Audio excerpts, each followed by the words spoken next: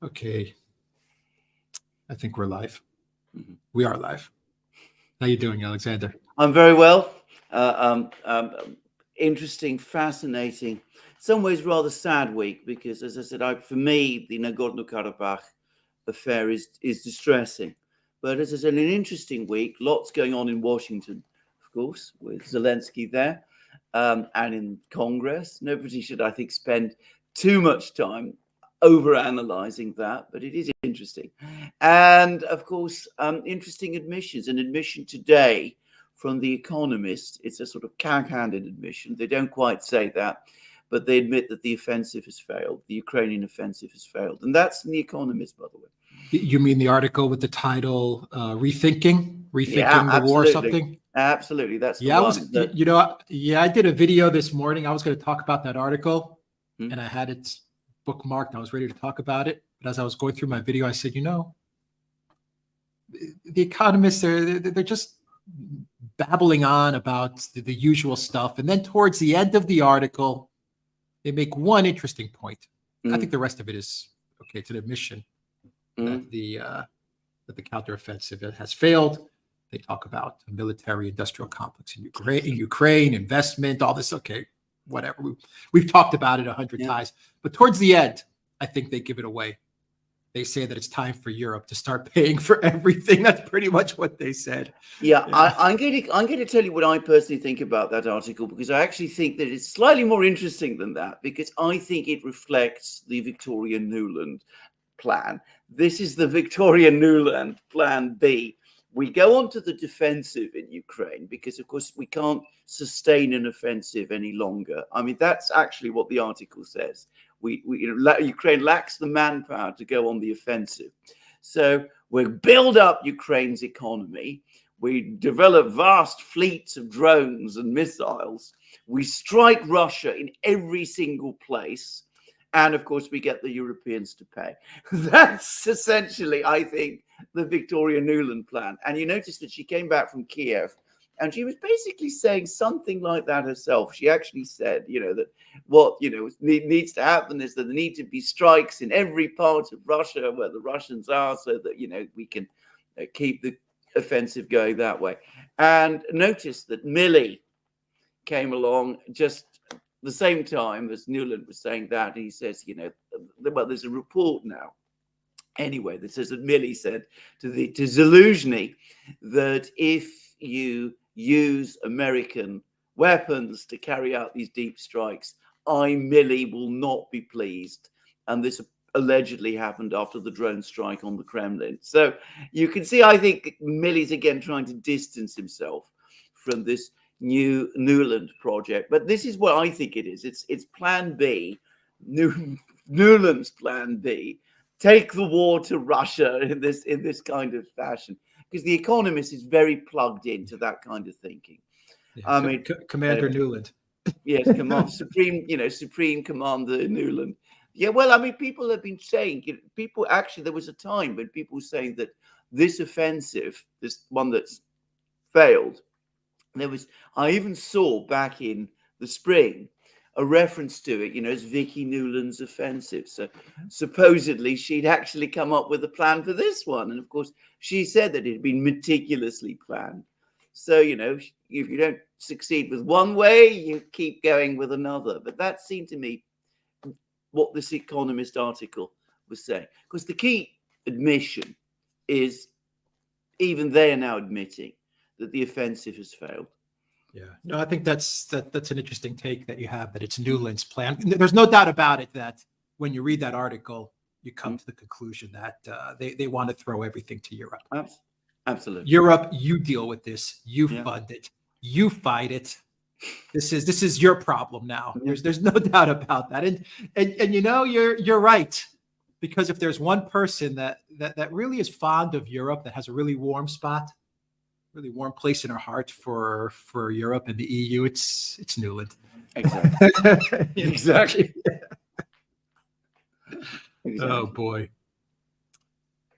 They fail and fail, but if you, as I've said many times, these people have no reverse gear. That's the key thing to understand about them. I mean, they will keep going whatever happens. And of course, no awareness or acknowledgement, that there's any limits to what can be done. They assume that whatever they will, the means will be found to do it. And if the United States doesn't have the means, well, the Europeans must step in and do it in their place. Yeah, I agree with you there. The comments from McConnell, and we'll get to some questions right after I get your take on this. The comments from McConnell and Schumer were interesting. Yeah. They came out and they said, specifically McConnell in a tweet, he said that giving money to Ukraine is not a charity. It's about degrading Russia so that they can deter China. Yeah. I thought that's a shocking comment. Absolutely, yeah. But it's also a change in the way they're trying to sell this to the United States. Now it's about giving money to Ukraine, Project Ukraine. It's all about China. That's why we have to give money to Ukraine now. People of America, let's give more billions to Ukraine, because if we don't give billions to Ukraine, we can't degrade Russia, and we're not going to be prepared for China in the next 2-3 years. This is their selling point. Absolutely. To the people of the U.S. Absolutely, to the people of the US and even to the people of Europe. But you remember Annalena Baerbock, she said exactly the same thing in that interview, that, that we must continue to support Ukraine, because if we don't, other dictators, specifically Xi Jinping, will take advantage. They'll sense weakness and they'll keep coming. I mean, if nothing else, what this demonstrates is the extent to which it is Ukraine that is being used in pursuit of neocon geopolitical strategies. This isn't about Ukraine, ultimately. Yeah, I mean, the comment is clear to the people of Ukraine, to the people fighting in the Ukraine military. McConnell's comment is clear. Absolutely. Keep on fighting. Absolutely. Not for Crimea, not for Zaporozhye, not for your territory. You keep on fighting so that we can degrade Russia in order to better fight China. Right. That's his message to the people. That's the message. No, and the fact that they're all coming out with it now and saying like that tells you that there's been, an agreement somewhere that this is the line that everybody's going to have to follow from this point onwards. So these comments are coordinated. I mean, it's not a coincidence that Baerbock is saying this, and that McConnell is saying this, and that other people are also saying it as well. And you're going to see it more and more over the next couple of days and weeks. And again, it's the hardliners. They want to keep the war going. They certainly, even they don't want. I mean, the other neocons want a conflict freeze so that they can focus on China. This bunch of neocons say we can't afford a conflict freeze, because if we do, that will embolden China. So you can see how that's the difference. It's playing out. Exactly. That's the difference. Yeah. Both of these groups of neocons, the Sullivan, Blinken, these neo-lib neocons, these new age neocons, let's call them. These guys, they want the conflict freeze, not because they want peace. They understand that Ukraine can't go on any longer. Yeah. They need to freeze this thing so that they can prepare for China and Russia. But their goal is still to destroy China and Russia. Yeah. That's still their goal. But the hardcore, the Cheney neocons, the Lindsey Graham neocons, the Newland neocons, they're just keep on fighting. Yes. Keep on fighting until we get to China. Exactly. We don't care. That's their thinking on this. Yeah. Exactly. It's horrible. Oh, it is. It's absolutely horrible. Well, I really hope that people in the collective West don't fall for this narrative. Like, I hope, like the Rand Pauls and Josh Hawleys, Marjorie Taylor Greens, JD Vance, all these guys that are now speaking up. I really hope they don't fall for this. Well, they're showing deter China sell. Well, they're showing no sign of doing so at the moment, it must be said. I mean, none of them so far have been won round by this particular argument.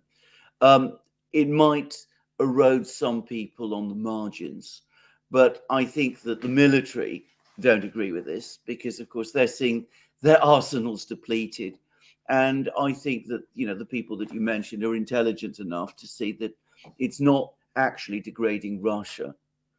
It's degrading the United States.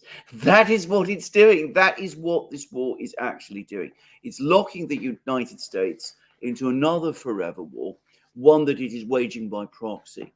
But, bear in mind that most American wars ultimately at some point become proxy wars. I mean, sometimes the United States commits troops at the beginning. Eventually, it sort of scales them down and pulls them out. And then it does become a proxy war. So this isn't quite so different from the kind of wars that the United States has fought in the past. I have to say one thing we should be grateful for, which is that even the most hardline neocons no longer seem to be talking about direct Western intervention in the war, at least not for the moment. We're not seeing them come forward and saying that the United States should send troops to Ukraine, or that peacekeeping troops should be sent to Ukraine, or that Poland should send peacekeeping troops to Ukraine. And by the way, on the last, I think the comments from Poland are also important, because it looks as if Polish opinion has now cooled on the entire Ukraine project. Even the current government understands that. And it's very difficult to see how a Poland, which is no longer supplying arms to Ukraine, and which is saying that Ukraine is a drowning man that wants to pull other countries down with it, how Poland, after making those kind of statements, can realistically send troops into Western Ukraine. So, I mean, that at least we need to be grateful for and take note of. For the moment, at least, of course, these horrible plans could be revived at some point, but for the moment, at least, support for that alternative has dimmed. It's clear that people have taken soundings and have found that amongst the European public and the Polish public, and of course in the United States, there is very strong opposition to to those really disastrous scenarios. Yeah, but you know what else it shows? Yeah. It shows that the neocons, they've got their teeth really deep into the European elite class. Oh, yeah. The Baerbocks, the Habecks, the Ursulas. Those people are definitely not seeing things the way Sullivan sees it, which is the West Germany, Korea freeze. Absolutely. They're still on board with the hardcore neocons. So I mean, which is interesting, because just to finish up, the hardcore neocons, their strategy is about having Europe destroy itself so that they can keep the war going. Which, what can you say when you have Baerbock signing up to something like this, signing up to her own country's destruction? Yes. Well, Jeffrey Sachs made an extraordinarily interesting point in that program that Glenn Deason and I did with him, which is, this comment of Josep Borrell about the jungle. Remember this this mug, Jungle Joseph? Well, apparently, Borrell got the jungle metaphor from Robert Kagan. Robert Kagan has actually written a book called, The Jungle Creeps Back.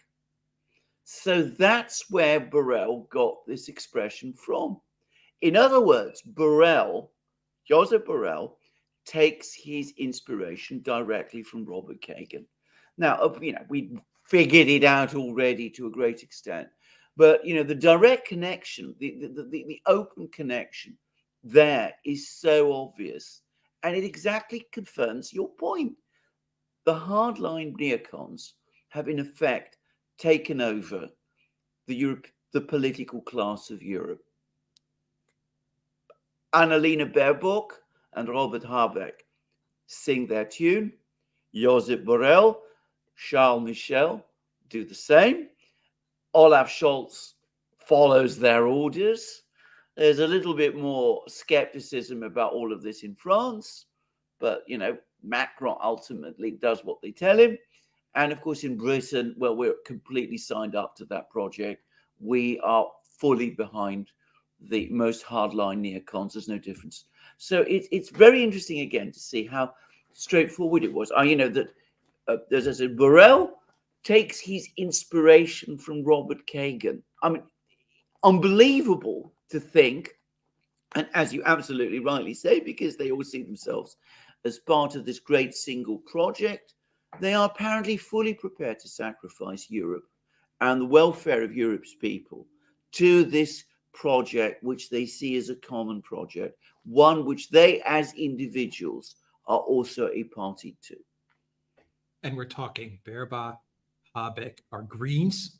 Yeah. Green Party. I think Borrell is coming from a party on the left in Spain. Yeah. Yes. And they're completely taken over by the neoconservatives. Yes. Completely under their spell. It's so extraordinary. I mean, it is such astonishing fact. It tells you how effective, all these schools and institutions and NGOs that the United States has spread across Europe have been.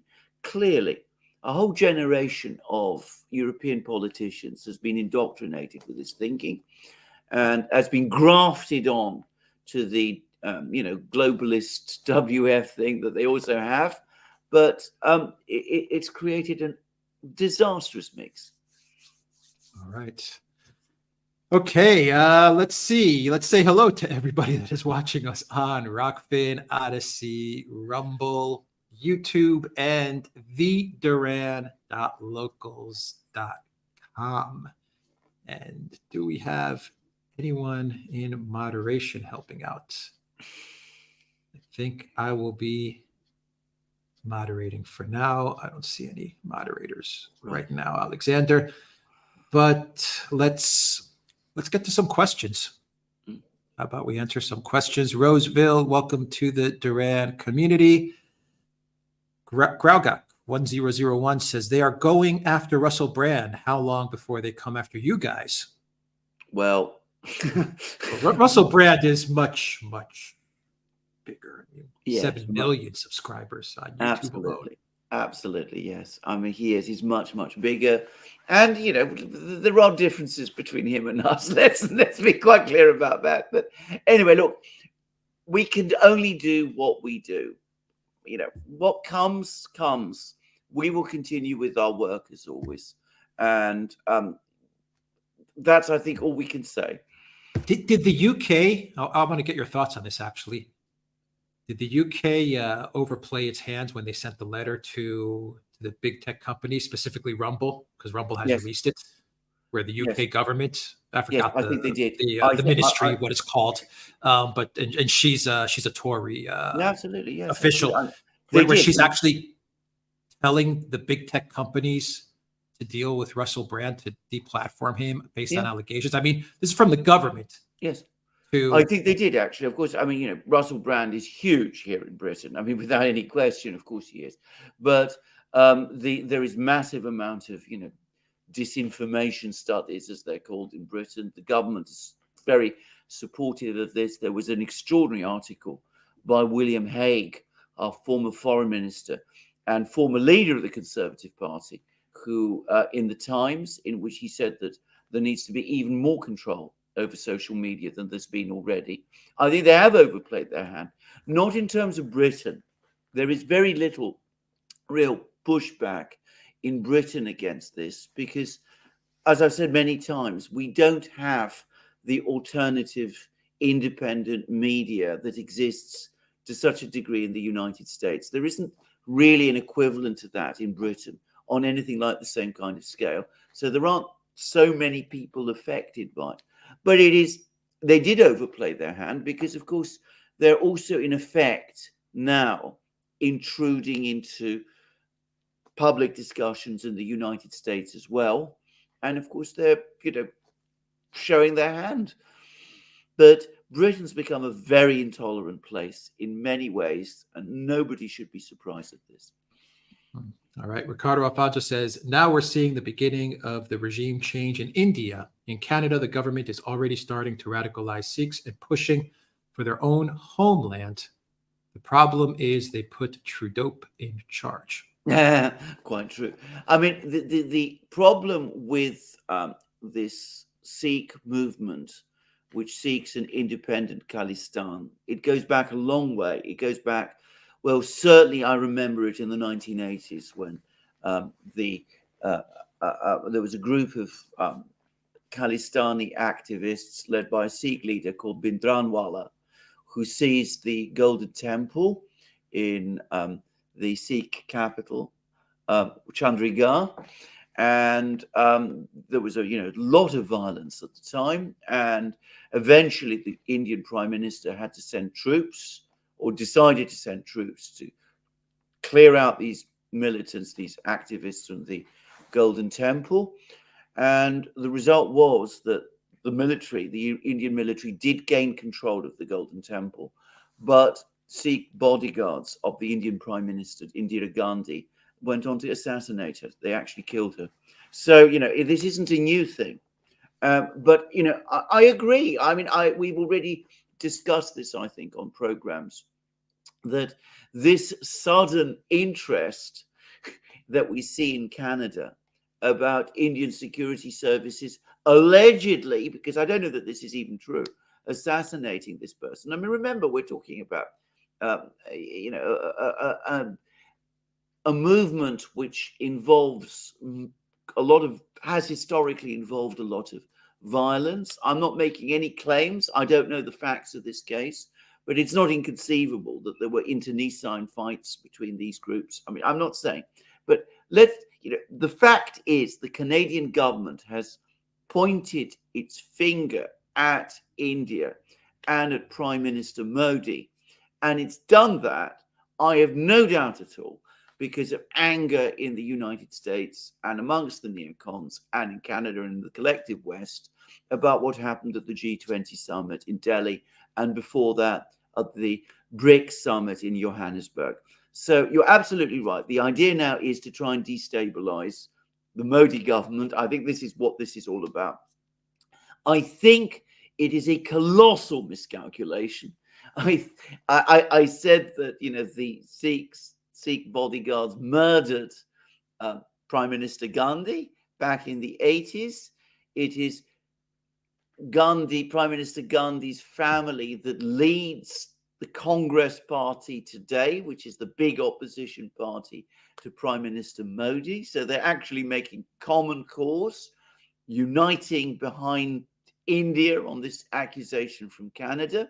And I can also say that, to my knowledge, the majority of Sikhs, I believe a big majority of Sikhs, do not support this movement. So, in fact, these attempts, what they're more likely to do is antagonize the Indian government and consolidate Indian opinion against the West. Yeah. Stefan Einerson says, is a pencil weak or strong? It depends on how you look at it. That's what Budano said in the Economist interview. I don't even understand what he's talking about there, actually. I mean, it's one of those. He's such a clown. What does he mean? He's such a clown. Sanjeva says, hey, Alex and Alexander, great job you are doing. Alexander, regarding Armenia, what else is Russia to do to prevent a two-front war and let Azeri neutralize Pashinyan government, especially if the EU is courting it? Putin is without other options here. Well, I'm not quite sure what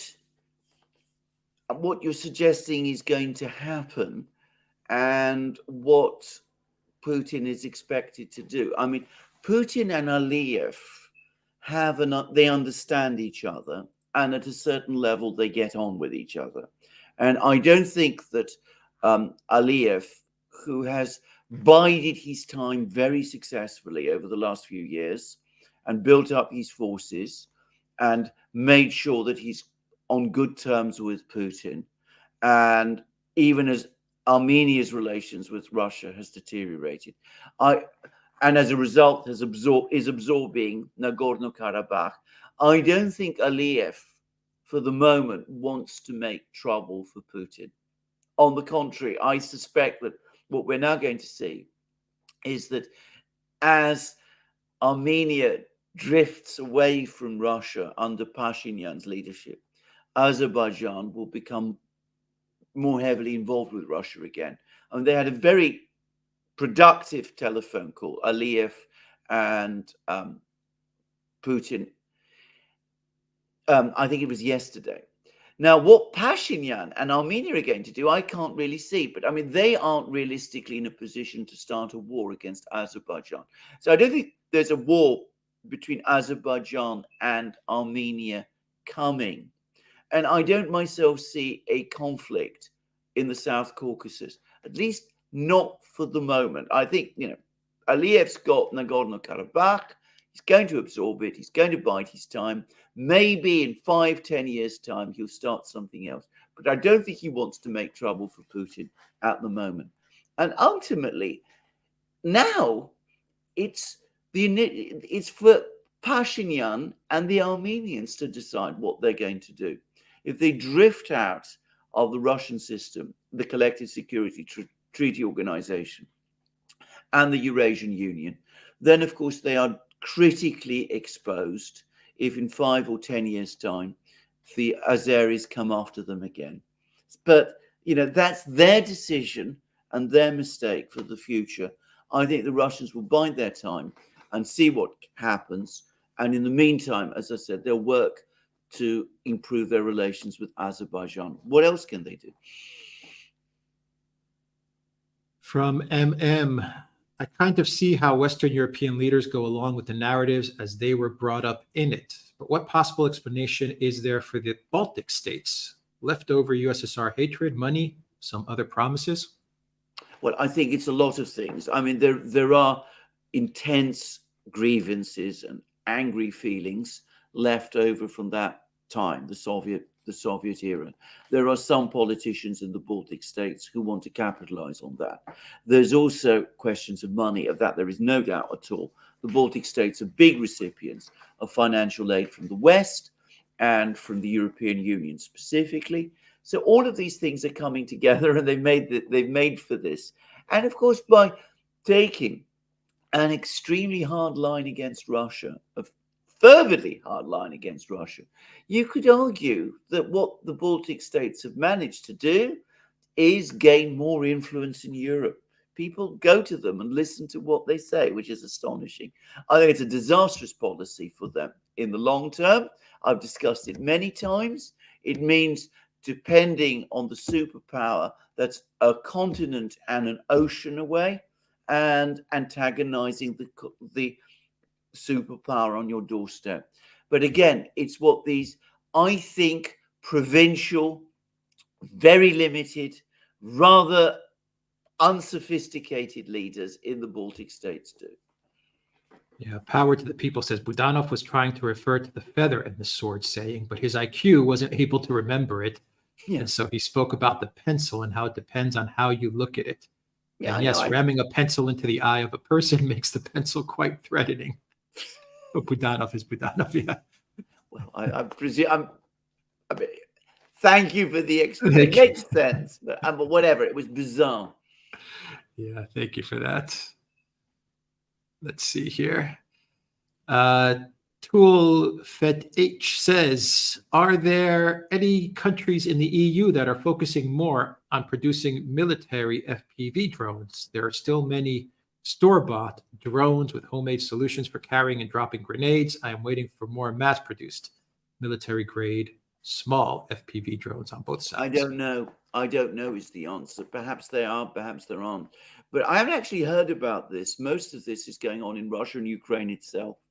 But, I wouldn't be surprised if eventually the Europeans get round to doing that. I mean, it's a relatively cheap thing to do, but they haven't got the designs, as far as I'm aware, or the production lines going, at least not for the moment. And Tool Fate H says, regarding Armenia, Azerbaijan, is there any tactical, geographical, or resource-related interests in controlling eastern Azerbaijan to gain control in the Caspian Sea?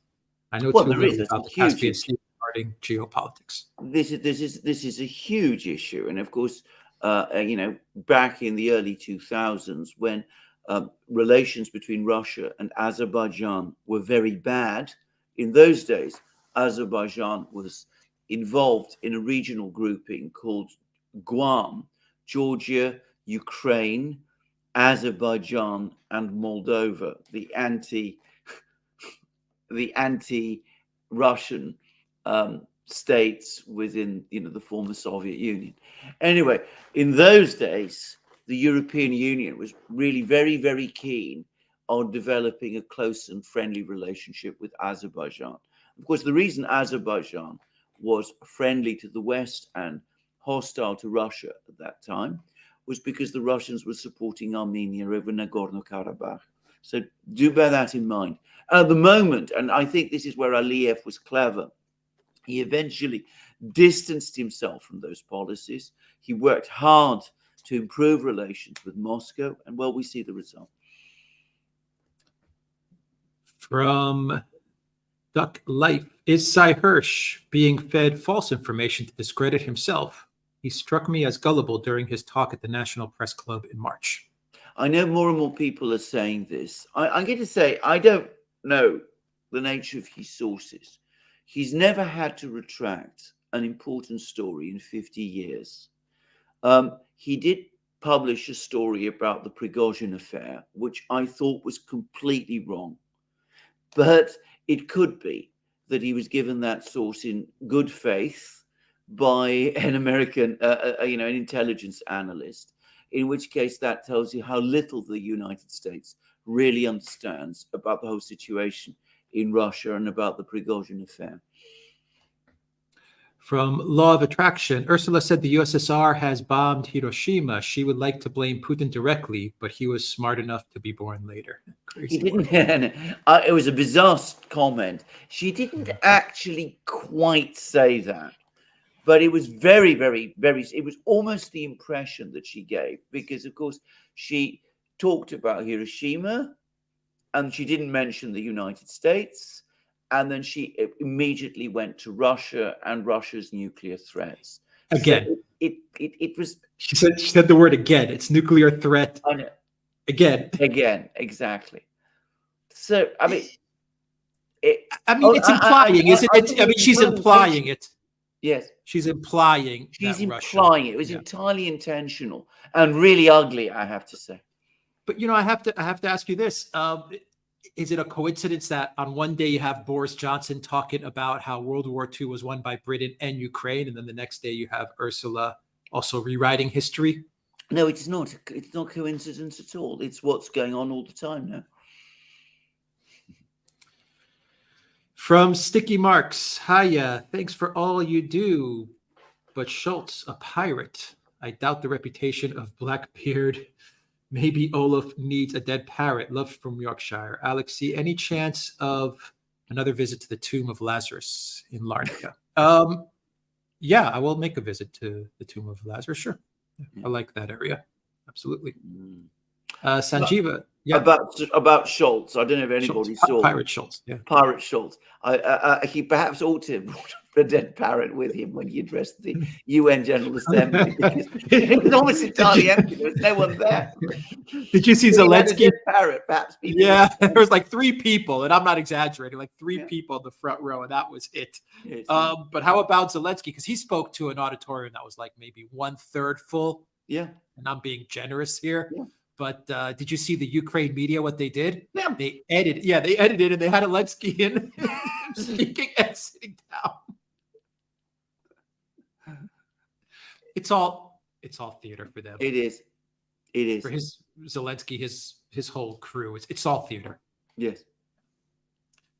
Sanjeva says, Alex, you were going to talk about your observations of Russia. Yes. We need to do a program about this, and lots of people are asking us about this. I mean, I don't know whether you want to say anything quickly now, but let us definitely do a program about this, Alex. Yeah, we should do a program. Yeah. I'll be back there as well. Yeah. So, keep that in mind. All right. Thank you, Sanjeva. Johan, thank you for being a member of the Duran community. Danielle says, Zelensky has a superpower. He can give a speech and be a seat filler at the same time. Of course, thankful that he did not decide to play a musical instrument. He's a man of many parts. That's all I can say. Maybe that was his body double. I don't know. Maybe. Elza says, Schultz's huge audience at the UN shows how the world sees Germany. Whatever Olaf says, everybody thinks Nord Stream. You're absolutely correct. Can I just say something? I mean, don't take back anything I said about Angela Merkel. I think she is, to a great extent, responsible for the disaster we are in today and for the disaster that Germany specifically is in today. But when she was Chancellor, if you looked at the sort of international ratings of which were the countries which were most widely looked up to around the world, Germany used to go, was always there, almost at the top. So it's tumbled, it's collapsed since Scholz became Chancellor. Yeah, they've destroyed Germany. And, Yeah. and you know, Scholz is to blame, but he's not really the one running Germany. It's No. Habeck, and then you have Baerbock. Yeah. Yeah. But Habeck's the real guy that's pulling the strings. I agree. Yeah. And he stays hidden most of the time. Yes. Every now and then he pops up, but he's done a pretty good job to stay behind the curtain. Yeah. Manver says, if the AfD ultimately come to power, which methods will Washington employ to ensure Berlin succumbs to U.S. influence? That is a huge if the AfD come to power.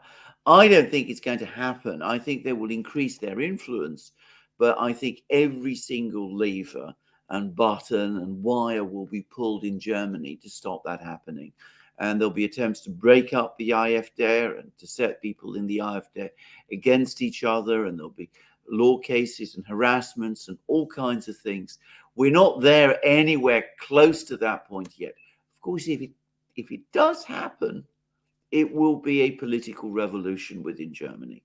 I mean, it will mean that the parties that have dominated German political life since the end of the Second World War, and in the case of the SPD, the party that is the oldest party in Germany, created in the 19th century by, amongst others, Karl Marx, by the way. He was there, one of the founding figures of the SPD, which was, for most of its history, by the way, also a Marxist party. People tend to forget that.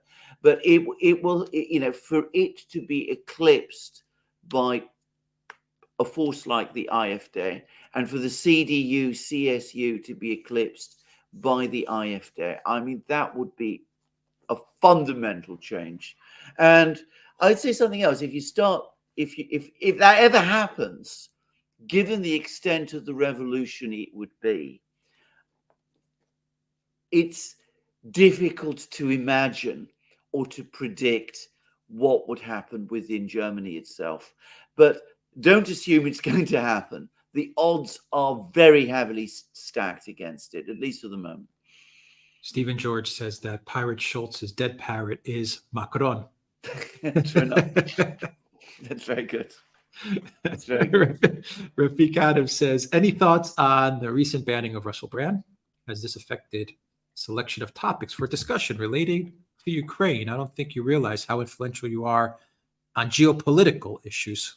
Well, you're very kind to us. About Russell Brand, all I am going to say is this. He led an absolutely debauched life. He admits the fact. There's no doubt about this at all. How big is he in the UK? Can I just ask you?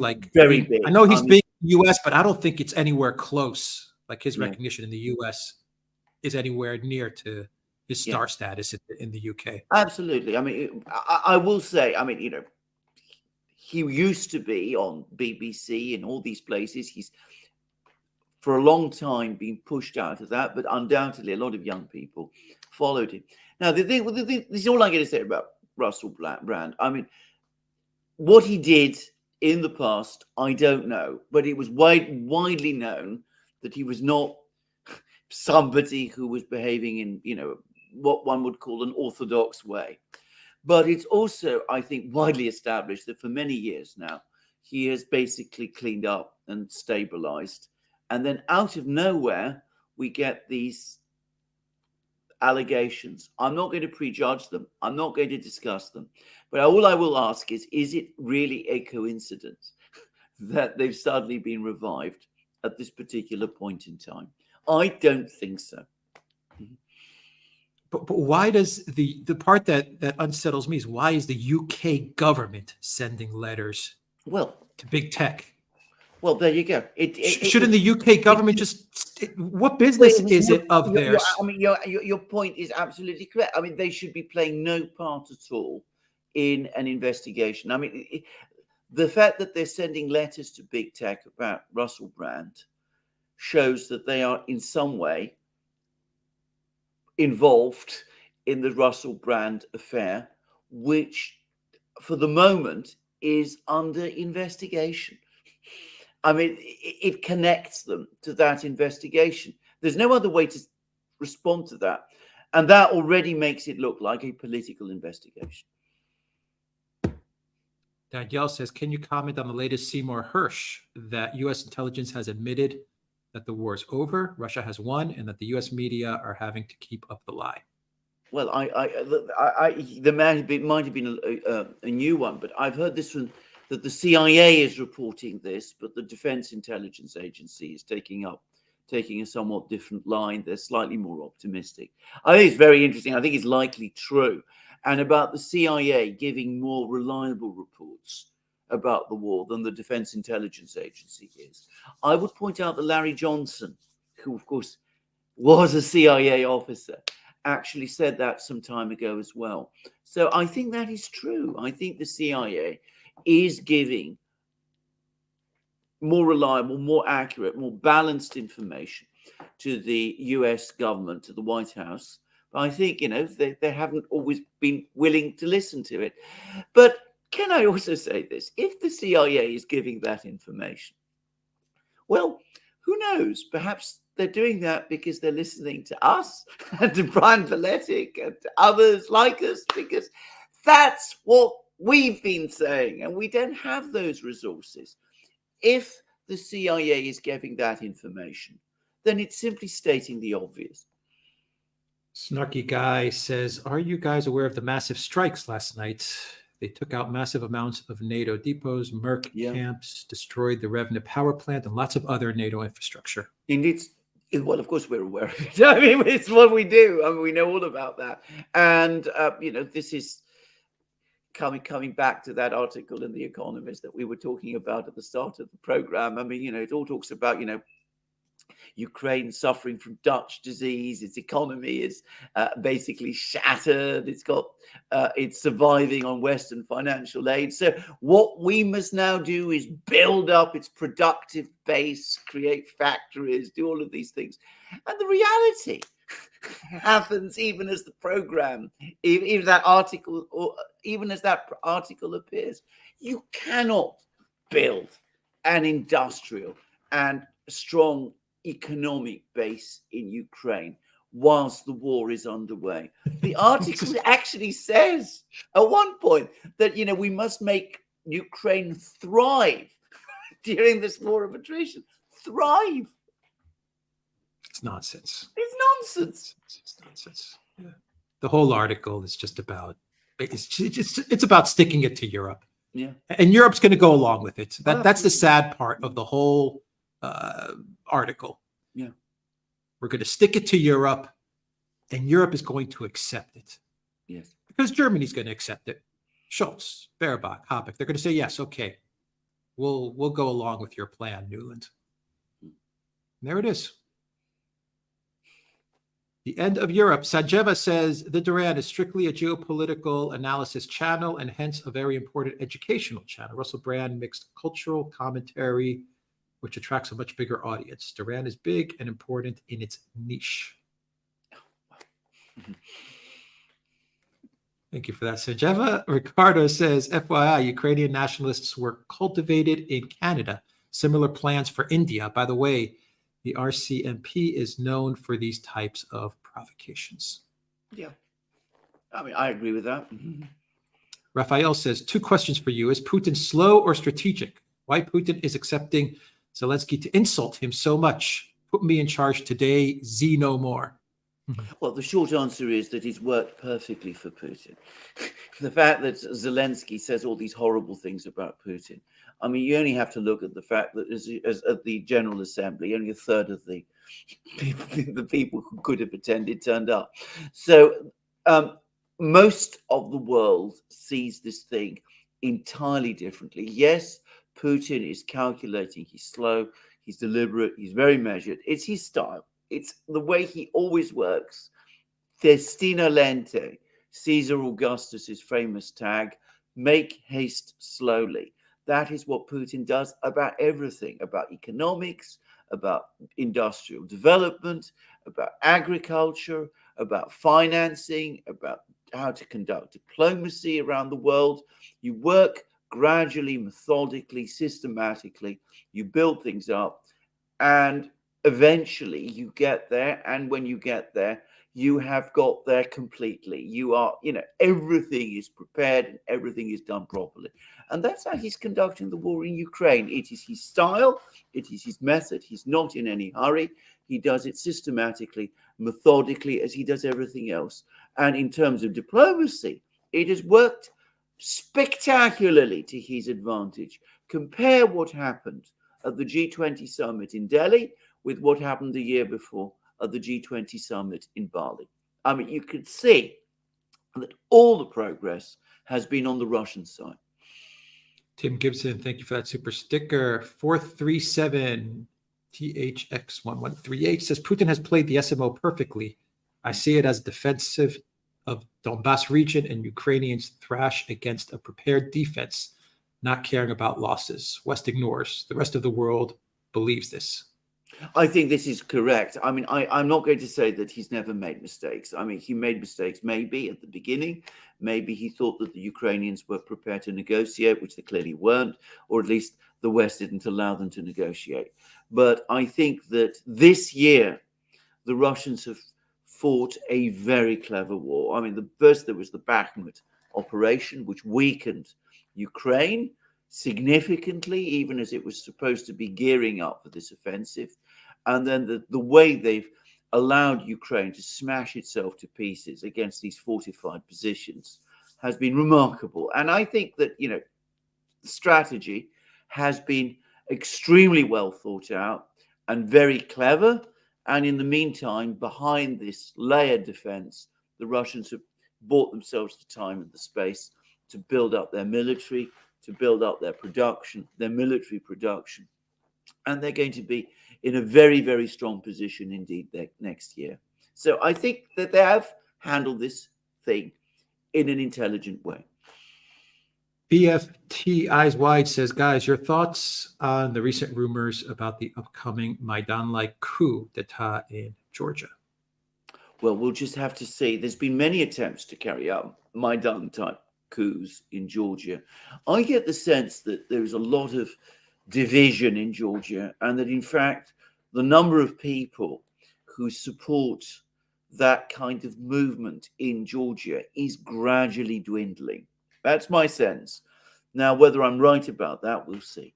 But with every attempt that's made to overthrow the government, and there've been many, and with every success of the government in riding out the storm, it seems to me that the government starts to look more solid. From Tool Fate H says, yes, and why is there seemingly no effort to focus on producing drones, almost like they don't really want to win militarily? Thanks for the answers, by the way. Well, I don't know about this, but I mean, what I'm going to say about, bear in mind, this isn't my field. I'm not, an expert on military technologies and things of this kind. But I do get the sense that the United States and the Western countries invested very heavily in drones. Long before the Russians did. The Russians were very slow to develop drones. And this is a problem for them at the start of the war. But the advantage that the Russians have gained from that is that they've come to drone war fresh, and they've been able to adapt it to a real military situation. And I think what's become clear is that the way to conduct drone warfare effectively is not with these big, complex, expensive, elaborate drones like the Predator and the Reaper and all those drones that the United States has and which Britain and other countries have to some extent reproduced. It's with small drones, which you can saturate the battlefield, carry out mass surveillance, and also with kamikaze drones that can come and act as kind of long-range artillery. Yeah, exactly. Loitering drones, yeah. Exactly. So it's and I think as a result, now the Russians have a huge advantage over the West in this. And anybody who's been involved in industrial matters and bureaucracy knows that even when it becomes clear that you've been investing in the wrong direction, it can take a very, very long time to change course. So, companies like Raytheon and all the rest who've invested in these complex drones will probably for a time resist developing these small drones because, well, they're less profitable and it calls into question all the previous development and investment that they've done. Well, think about what the U.S. was using the drones for, like what Obama would use the drones for. Yeah. Every morning he'd wake up, he'd have his kill list. That's right. And that would be the drone that they would send to kill these people, a wedding Yeah. party or whatever Yeah. whatever names were on that list, wherever they were. That was the purpose of the U.S. drone manufacturing. Exactly. It's almost been a blessing in disguise for Russia in a way, the fact that they were behind, because now they've built the technology for the purpose of fighting this type of war. Exactly. And of course, they've got the industrial infrastructure. By the way, Putin toured a factory in St. Petersburg, which is now, major drone production factory. They've got all the large numbers of people trained to operate drones because you need to. This is a big investment. I mean, it's not something you can do quickly, but I think you're absolutely right. I think for the Russians, it was in the end an unexpected bonus that they were behind in drone development.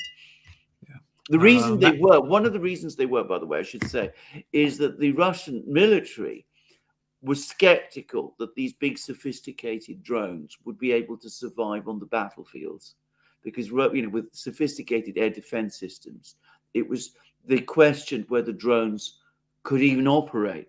And I think they were probably right about the big drones, but the small drones obviously are different. Yeah, it's interesting, huh? Yeah, they were right.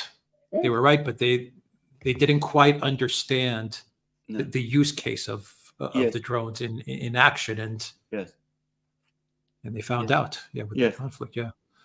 Matlis X says, is Saudi Arabia trying to play both sides of the fence like Turkey, joining BRICS and cutting oil production with Russia one day, but playing with the deal to get the U.S. weapons and a peace deal with Israel now?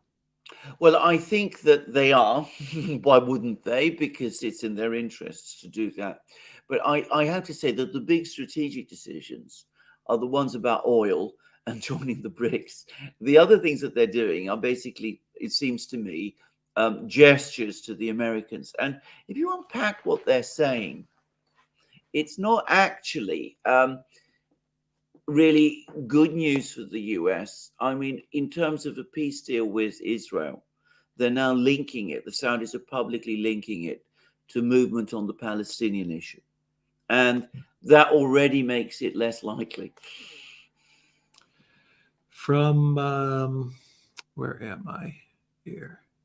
Tool F8TH says, the Duran seemed to have a well-behaved audience that, in my opinion, hits of intelligent people with interests in the topics, and the almost complete lack of trolls are also telling. Quality programming from A&A with their humane and empathetic wrapping.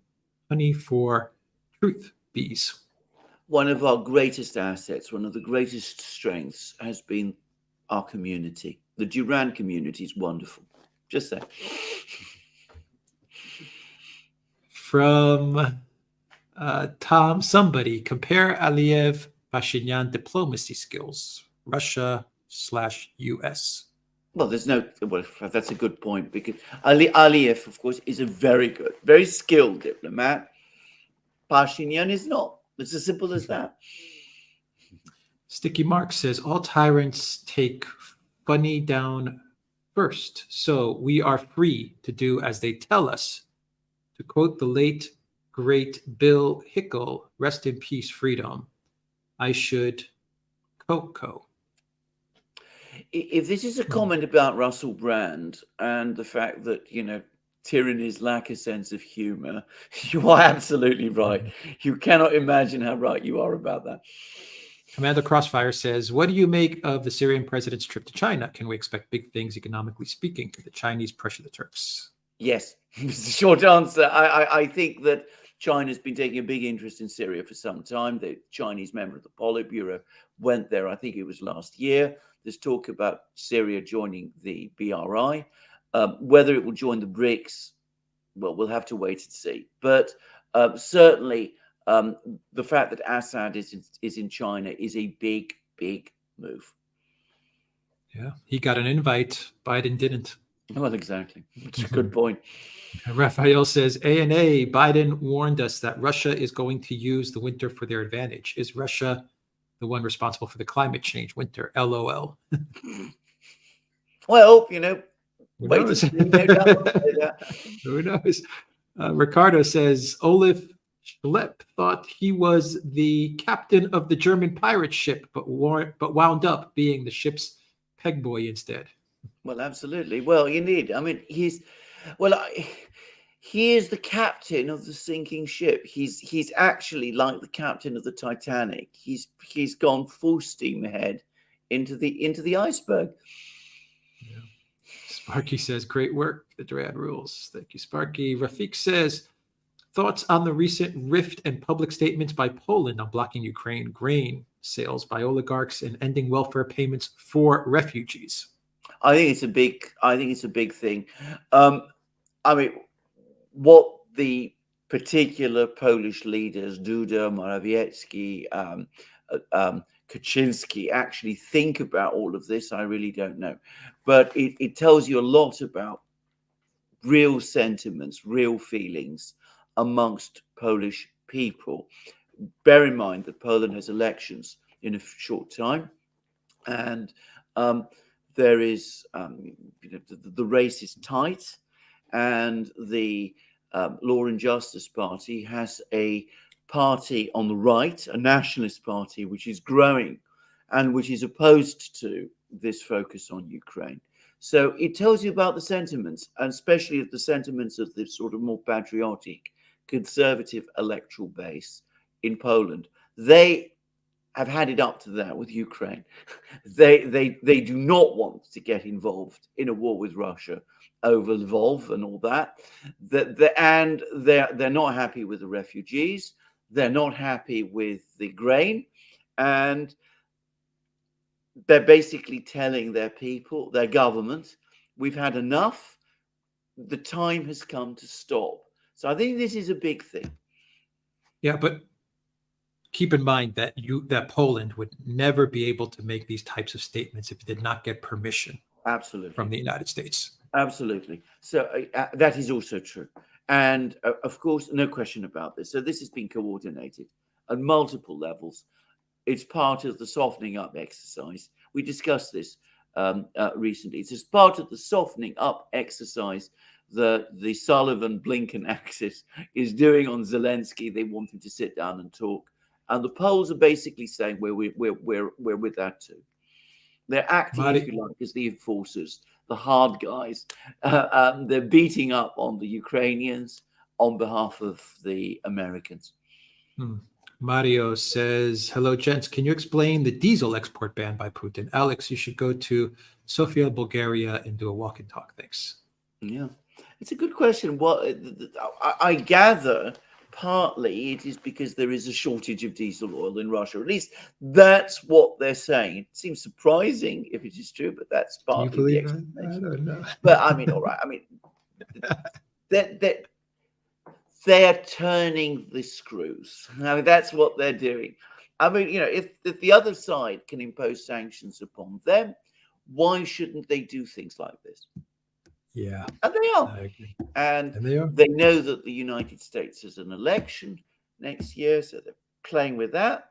They also know that in Europe, by the way, it's not just commercial vehicles that use diesel oil. And there are still a lot of cars in Germany, for example, where diesel was very heavily promoted not very long ago, which used diesel, passenger cars. Yeah. Marcelo says, anyone notice military activity in airports in the EU? Well, I am not in the EU, so I haven't seen. I haven't, but maybe in the chat Yeah. people have noticed. Yeah. Sandra says, can you talk about the 9/19/23 article, Gonzalo Lira? I think you're referencing the Breitbart, where I haven't Breitbart read it. wrote about Gonzalo. I I haven't actually read did a it. video on this. I touched Right. upon this in one of my videos. Okay. Breitbart said that they contacted the State Department. The State Department told them what they've been saying for the last few months, which is they're aware of Gonzalo Lira and no American citizen should travel to Ukraine. That was pretty much what the State Department said. Yeah. So The more interesting part of the article is that you have U.S.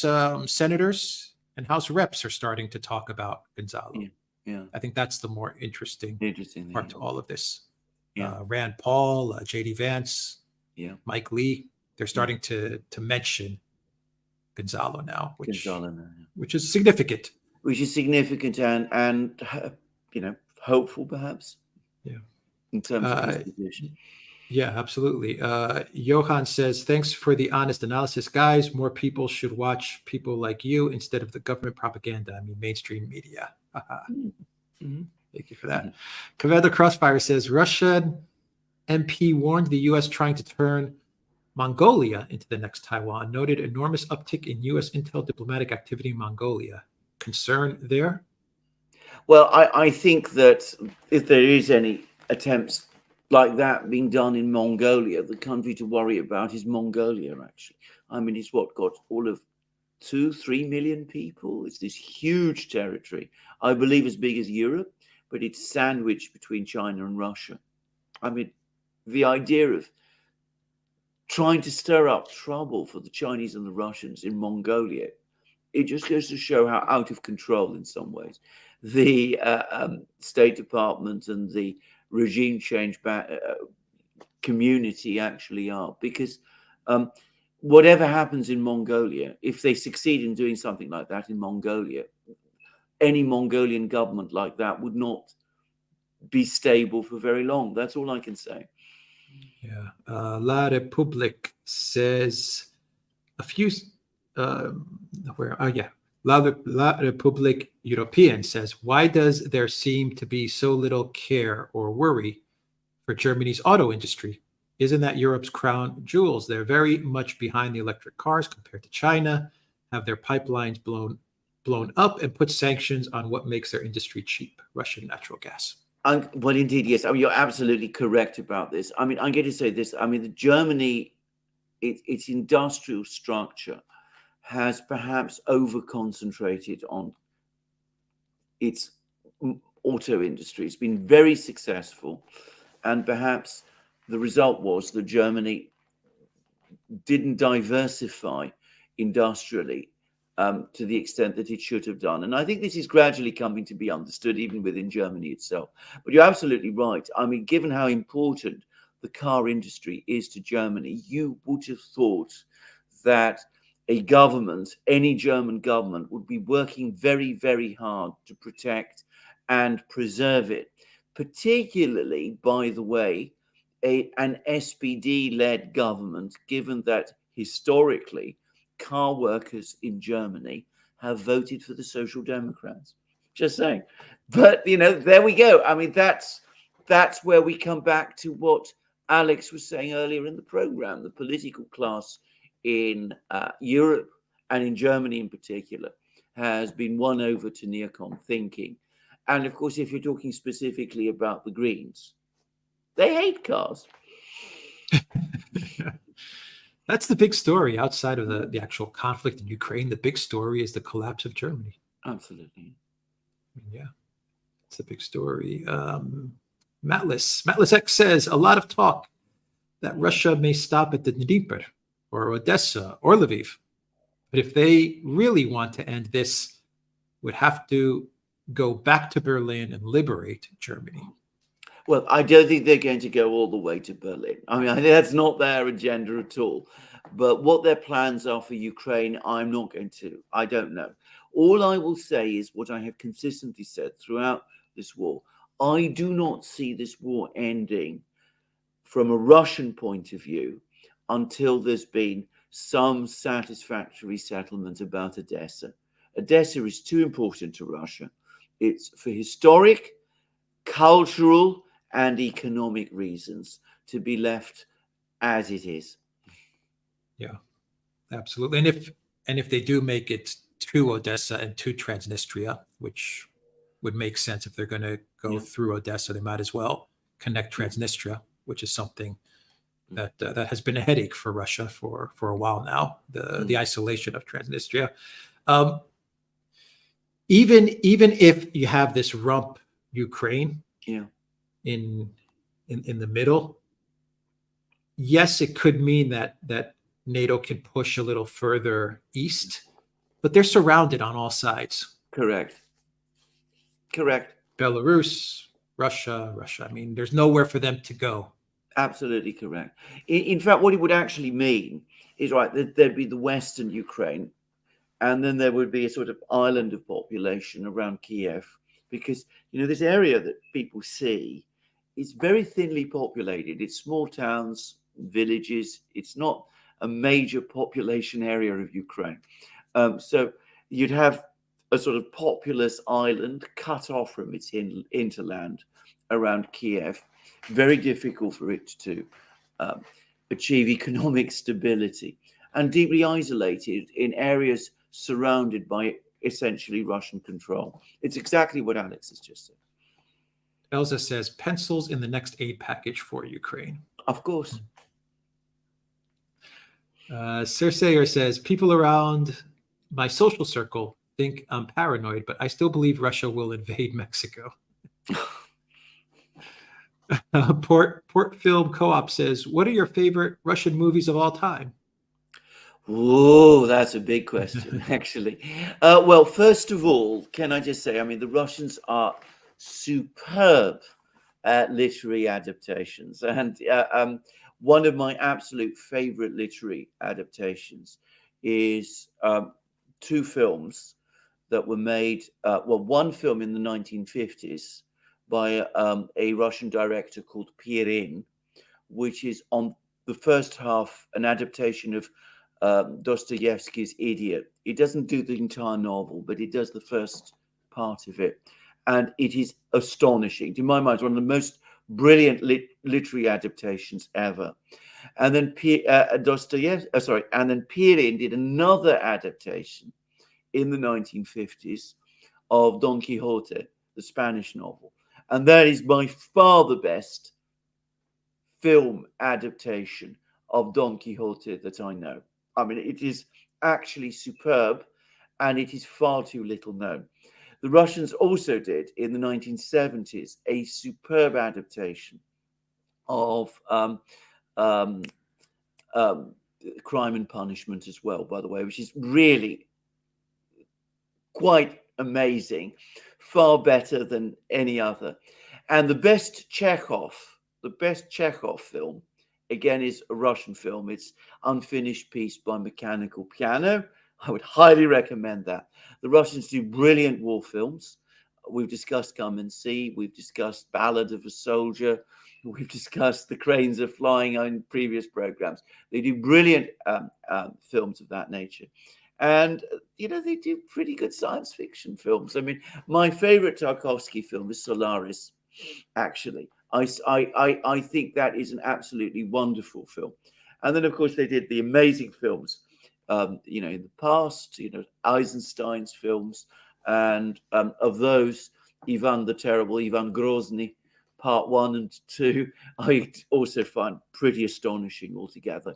And I should say that the actor who plays Ivan in those two films, and also who played the other Eisenstein film that came out just before the war, was Nikolai Cherkasov. He also plays Don Quixote in that film by Pirin that I was talking about. And my father briefly met him once. So there we go. Just doing a bit of name dropping there. And also, I have to say again that Eisenstein's films, the modernist silent films, Battleship Potemkin, Strike, October, they're also pretty exceptional. My favorite one of those is Strike. And Russia Today started to make some good films as well. I'm not so familiar with them. They did a very good adaptation, television adaptation, in my opinion, of Dr. Zhivago. Much better than the David Lean version, in my opinion. But that's many people will argue about that. They did a brilliant television adaptation, again, of The Master and Margarita. And of course, they have a wonderful cartoon industry as well. Anyway, so I mean, I could talk about that. There's a lot to say there. It's a big, big topic. You need to do like a locals. Yeah. Exclusive Well, I am something of, I should say, I am something of a film buff. We talk a lot about a classical film buff. I mean, we talk a lot about Russian films, but I particularly I like German and French films as well. A lot of British films, a lot of the old American films as well. Summer of 1970 says, can you comment on the Gray Zone's story calling Ukraine the European Israel? Yeah, I think this is wrong. I think that might be an aspiration that some people have. But I tend to say straight away, I think Israel and Ukraine are so completely and profoundly different from each other that one can't really make those comparisons. I mean, one thing to say about Israel is that Israel, its leadership, has consistently been smart. There are some very, very clever people running Israel. I mean, from Ben Gurion and Golda Meir and whatever, Netanyahu, whatever we think about Netanyahu, he's clearly a clever man. I mean, what has Ukraine produced? Zelensky, Poroshenko? I mean, already we see that there are problems with those comparisons. Raphael says, guys, keep up the good work. Outstanding job. Thank you, Raphael, for that. Darren says, could you do an interview with George Galloway? Yes. Yes. You've been on. I know George. Done shows with him, I'm not very well, but we met many times and we've spoken many times. A huge respect. Tom, somebody says, is it the G20 stratagem to admit AU to G20 to counter BRICS? West using self-defeating strategy to rule Russia, China, tying up their resources while the Sahel AU tell them no more taking their resources. I think that's unlikely because the two countries that pushed for the AU to join BRICS were in fact India and China. It was they who lobbied for that. And of course, they're both BRICS states. And if you look at the AU, its headquarters is in Ethiopia, which has just joined the BRICS also. And most African countries seem to be supporting, the BRICS and that part of the world. So I don't think that is actually, what's going on here. From MM, question personal. Alex, you often showcase great art. Are you an artist yourself or more of an appreciator collector? Appreciator. I'm not an artist. No. Not even close. Radio, thank you for that. Radio Constantinopolis says, do you guys see an Armenia-style scenario for Greece versus Turkey? I worry about Cyprus with what has happened in Armenia. This I will agree with you, Radio Constantinopolis. I don't know about Greece, but Cyprus, Yes. I think I'm very sorry to say this. I think this is not impossible. And not just about Cyprus, but about some of our eastern islands and shores and things. I think, I'm more worried about this than I've been, before. Olifast says, can you talk about NI? Will the sinners form a gov? NI?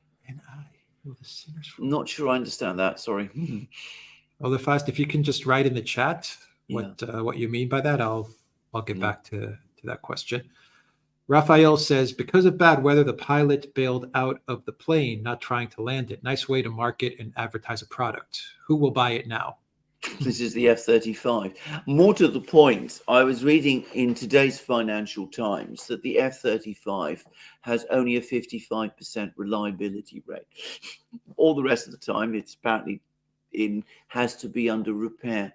I mean, I'm not an expert on military technology, and I'm not going to judge the quality of the F-35. I know many people think it's a lemon. I mean, it might be for all I know, but it does seem to have been a very troubled program. The NI, I think, is Northern Ireland. I'm looking in the chat right now. So can you go back to the question? Yeah, one sec. Let me pull it up here. Can you talk about Northern Ireland? Will the sinners form a government? I think Sinn Féin. Yeah. Form a government? Is that the question? I can imagine.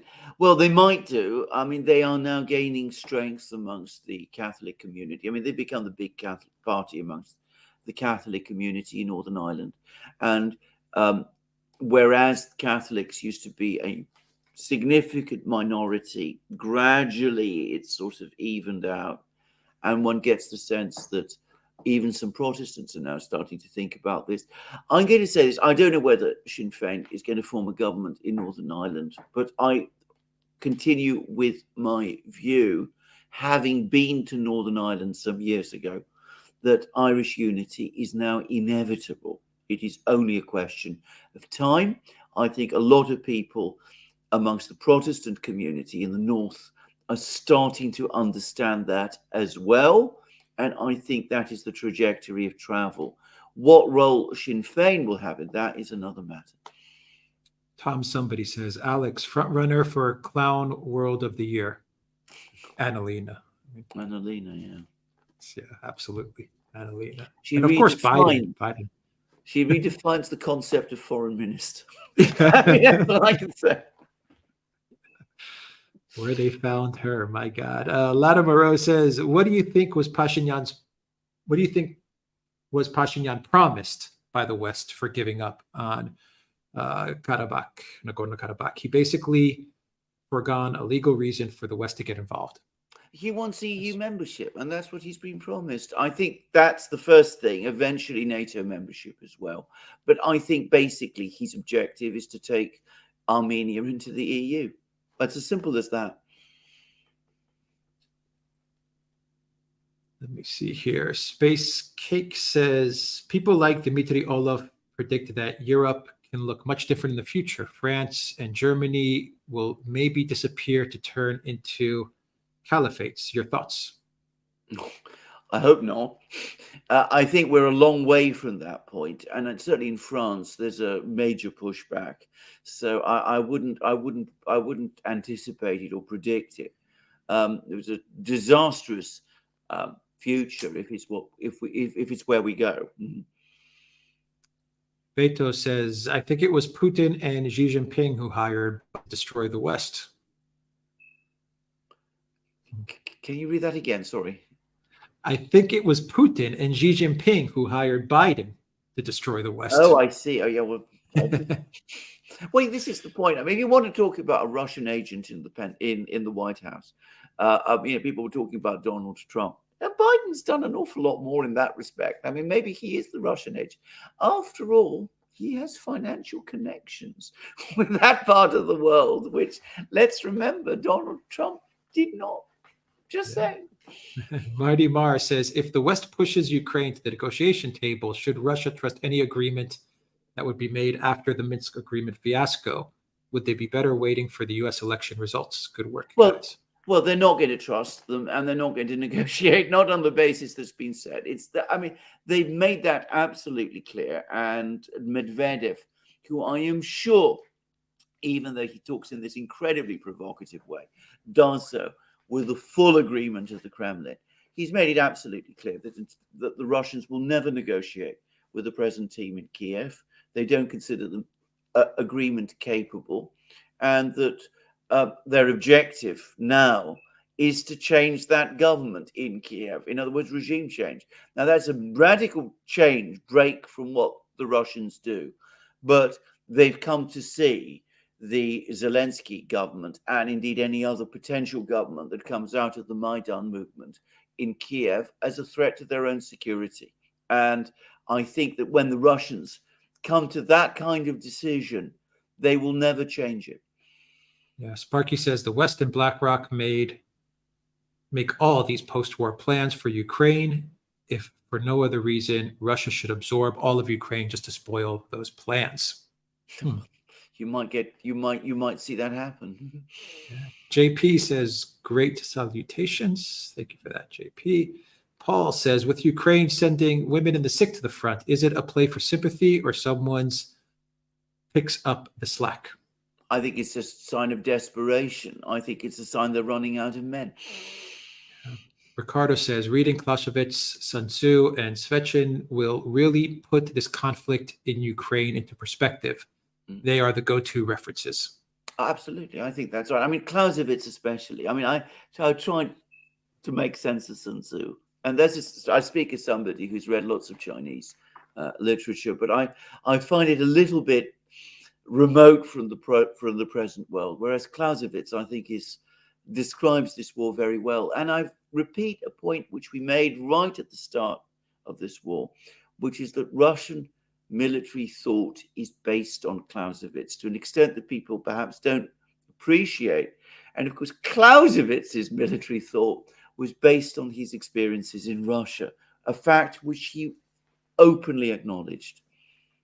Radio Constantinopolis says, K21 party in Greece needs you, Alex, for a half-hour-long interview. Are you available? Like Alexander? Oh, or me? Possibly. Let me know, and either one of us send us an email. Yeah. Either one of us.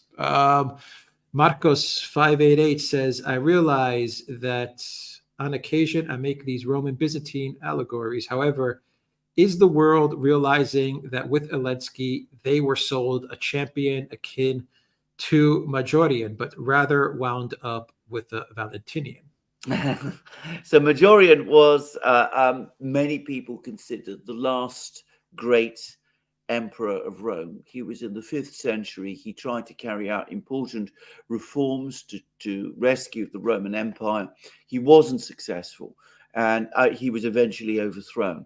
But he is widely considered, and was considered at the time, to be a brave, honorable, even heroic man.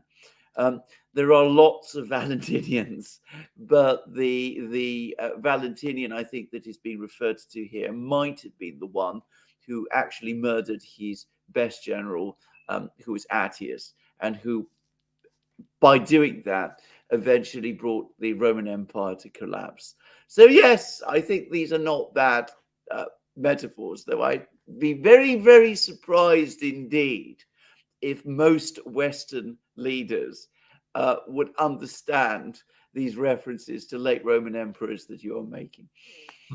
Sparky says, one of my brothers knew Ambassador Stevens and mentioned to me before Stevens' death, it stood out Stevens was passionate about the Pan-Africa movement. It's likely why he wasn't rescued.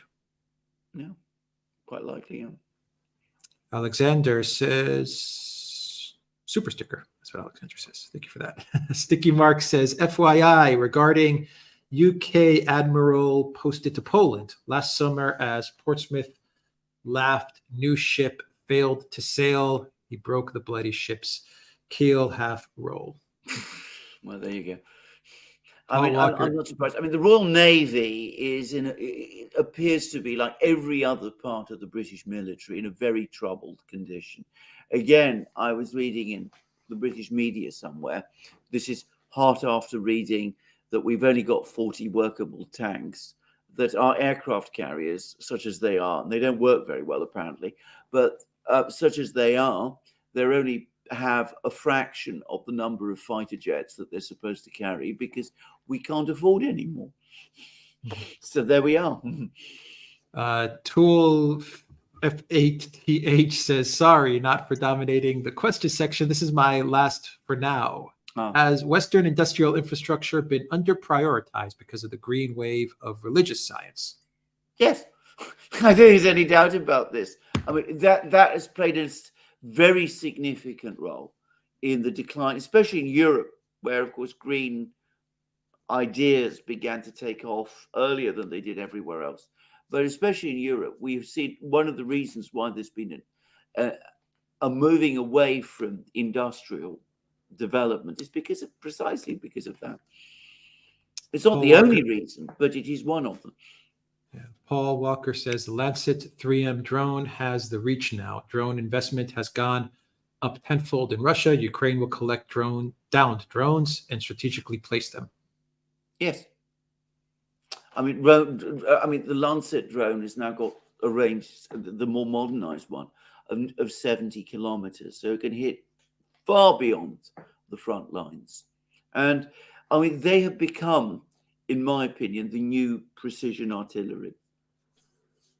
Tom Somebody says Russia's new application of drones is based on its historical experience in massive land warfare in their region. The U.S. has none of that at home.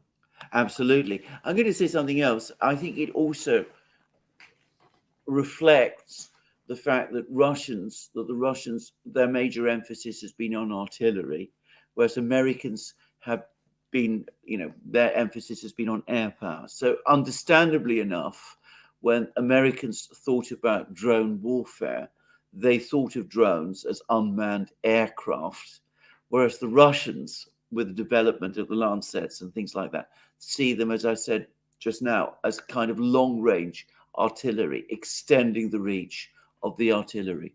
But of course, they can produce thousands of these things, hundreds initially, and now thousands of them, and before long, tens of thousands of them. All they need are the drone operators. And of course, with AI technology, it becomes even more effective because these things can loiter around. And with AI technology, they can then be used to carry out strikes and things of this kind. People who think that the Russians can't do AI technology and that they don't have the chips to develop it are going to be very disappointed. Sparky says the F-35 Lightning II should be renamed the F-35 Boondangle. Military industrial complex loves boondangles. They contain many more corrupt money-making opportunities. I've had so many people say this, and I have to say, I think that's probably right. Most of the people who talk in this way, seem to me the more intelligent and insightful and reliable military analysts. But I'm not going to pretend that this is an area where I feel comfortable or especially strong. Johan says West falling apart, culture, historically, etc. In Sweden, it goes fast. Children killing each other. 13-year-old boys tortured and executed in gang wars. Absolutely. You mentioned this. I mean, I was, when I do programs, I do a bit of research, and I was looking at a program on YouTube of, a color film, the Pathé newsreel of the visit to Britain in the 1960s, 1967, of Alexei Kosygin, who was then the Soviet Prime Minister. And I arrived in Britain in 1968. This is when I settled here. I'd been here before. And that took me all the way back to the late 60s, to the Britain I remembered at that time. And it was very familiar, extremely familiar. I almost felt I could step into it and it would be, everything was there as I remembered it. So different today. Today's Britain is so different from the Britain of that time, and not in a good way. Jungle Jin says, surrounded by enemies with no access to the sea, how can Hungary survive in the long term? Who are its friends and allies? Well, that's an excellent question. Now, sometimes Hungary has sought friends in the West. Sometimes it's had to seek them in the East. I think this time it's going to increasingly have to seek them in the East. Vladimiro says, could it be just a plot by the Polish government going against Ukraine to be reelected, and after that they win, and after they win, they reverse back to be BFFs with Ukraine? Oh, absolutely. Of course, it could be exactly that. But, ultimately, and this is the point, even if it is that, it tells you a lot about Polish national feeling about this, even if the government has to say these things in order to get re-elected. That tells you what many Poles, perhaps even most Poles, actually think about this war. Elza says the meeting between Zelensky and Joe, both mumbling while reading from cards, ignoring questions. Zelensky looked again like a child in a seat next to Grandpa. I completely agree with that. I totally agree. I should say also, listening and watching Biden's speech at the General Assembly was a painful experience. Very painful, yeah. Rafiq says, any thoughts on the recent investigation launched by the Justice Department on Musk's relationship on Ukraine, Russia? Well, are we surprised? Sparky says, good to see Africa coming together and rejecting neocolonialism. West's blunders have facilitated it so far much better than if they set out to help. Yes. The West is always helping Africa. I remember, Tony Blair, he was going to abolish poverty in Africa. And of course, what the West really means when it talks about helping Africa is about keeping Africa down. That's what it really means. So if the Africans finally put an end to that, good for them. Zeshan, thank you for that super chat. Love dogs, hate people says Austrian politicians in the US to plea for Julian Assange. Yeah. Well, I believe that when it happens, actually. When it really happens. When I see him free. Tom, somebody said, what about Kharkov, Russia's interests? Oh, Russia. I mean, Kharkov is a very important city for Russia. It's a major industrial center. It is a city that conceives of itself as Russian and which formed with Belgorod, by the way, during the Tsarist era and the Soviet Union, a single industrial conurbation. Belgorod, by the way, has prospered since the Soviet Union collapsed. Kharkov has gone into decline, just saying. But from a Russian point of view, Kharkov is obviously very important indeed. I'd say Odessa is even more important. Yeah. Rockfin Naboja says, thank you guys for giving us another angle in the sea of delusions. Mm-hmm. Thank you for that. Jungle Jin says, the Armenian foreign minister, Mirozoyan, demands that French and American forces replace Russian peacekeepers in the Nagorno-Karabakh. Is this as deranged as it sounds? It is as predictable. deranged as it sounds. And why would Azerbaijan agree? Why would Azerbaijan want peacekeepers in Nagorno-Karabakh at all? Predictable. I mean, it's as simple as that. Yeah, it's exactly where they wanted to take this. Exactly. It tells you exactly what the agenda is. Yeah. Latimer Rose says, what about the adaptation of the Adventures of Sherlock Holmes in the 1980s, Alexander? Brilliant.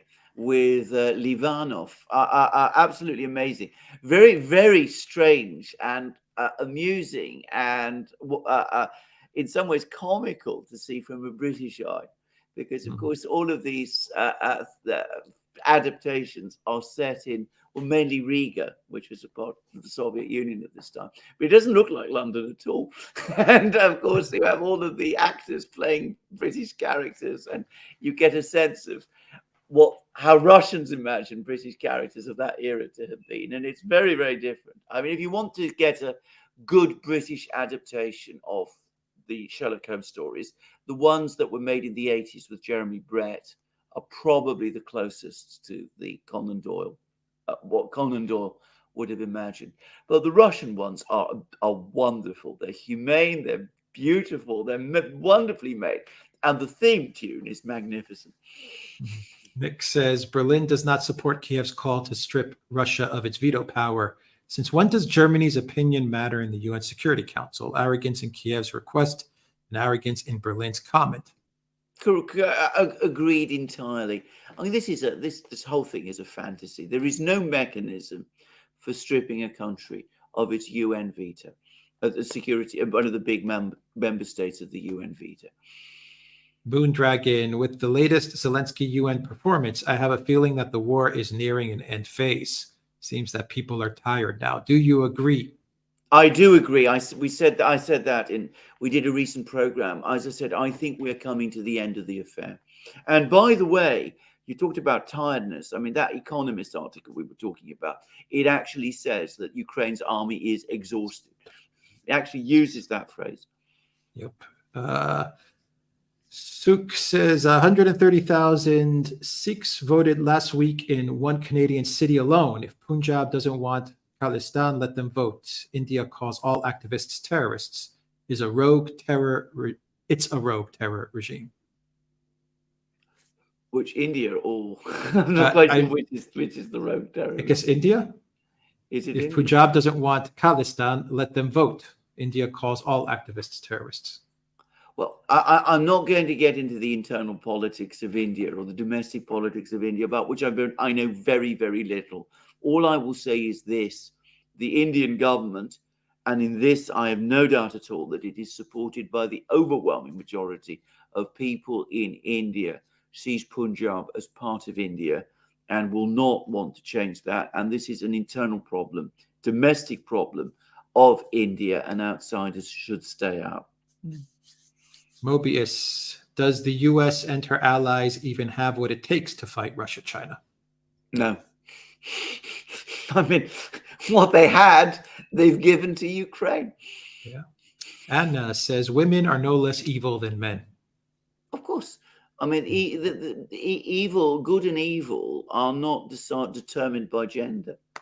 Well, that might get me into trouble with some people now.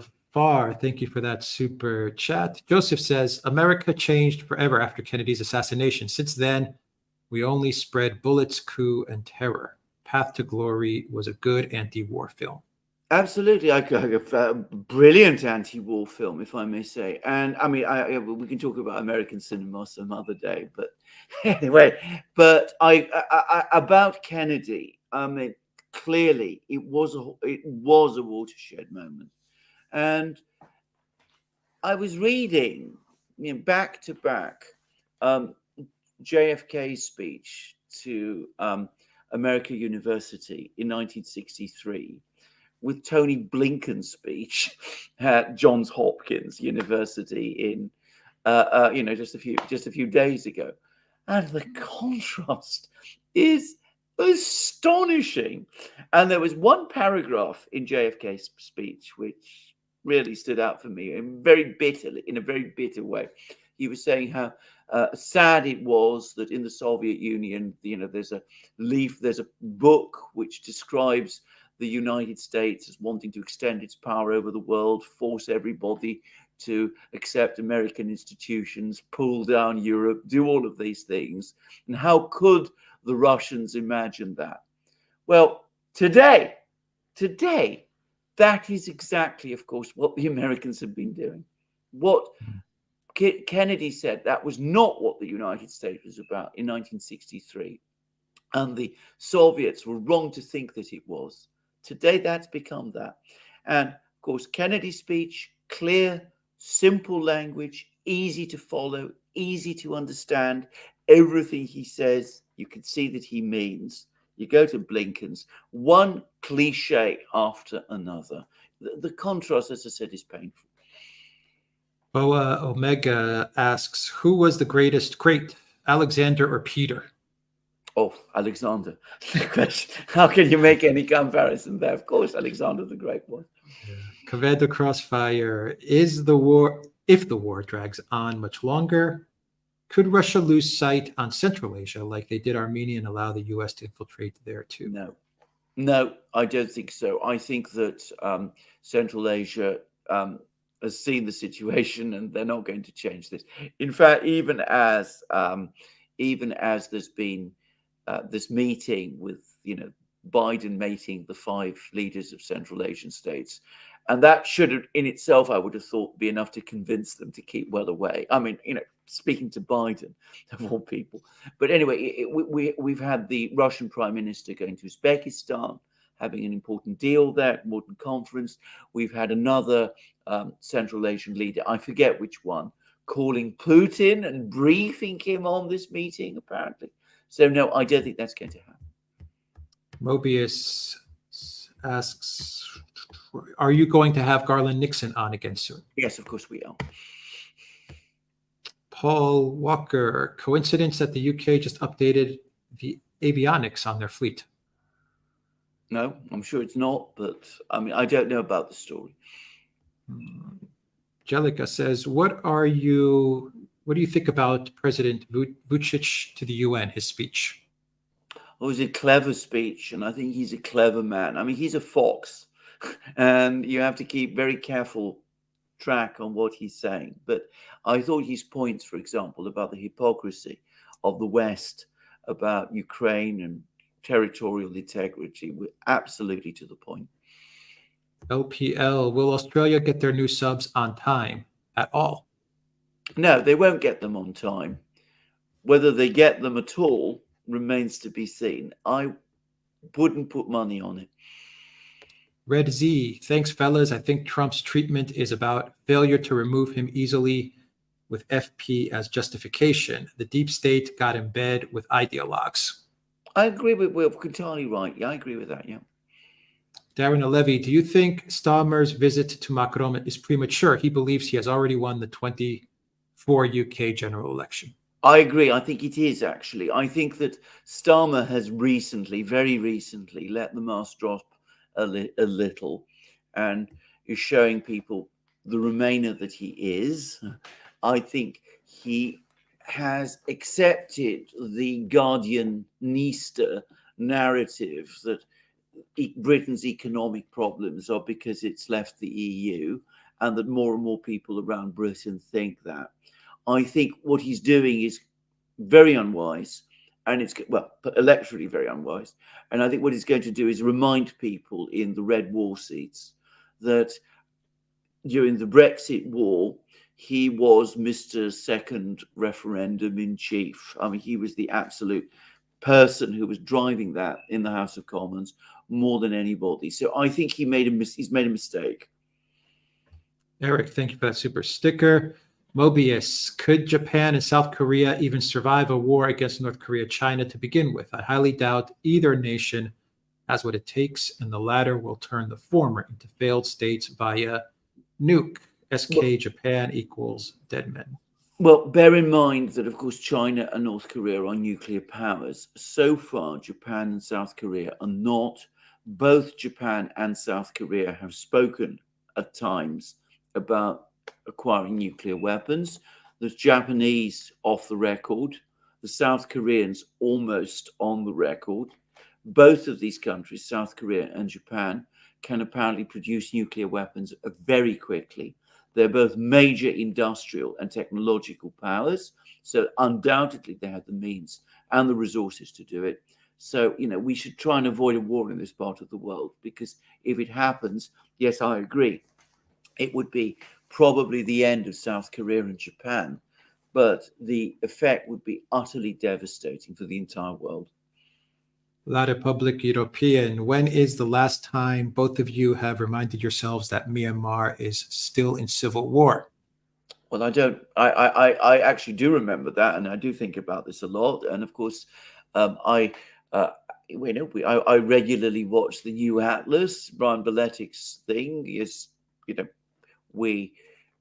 it's not a secret, and of course he talks about this a great deal. So of course we've reminded ourselves about this fact. But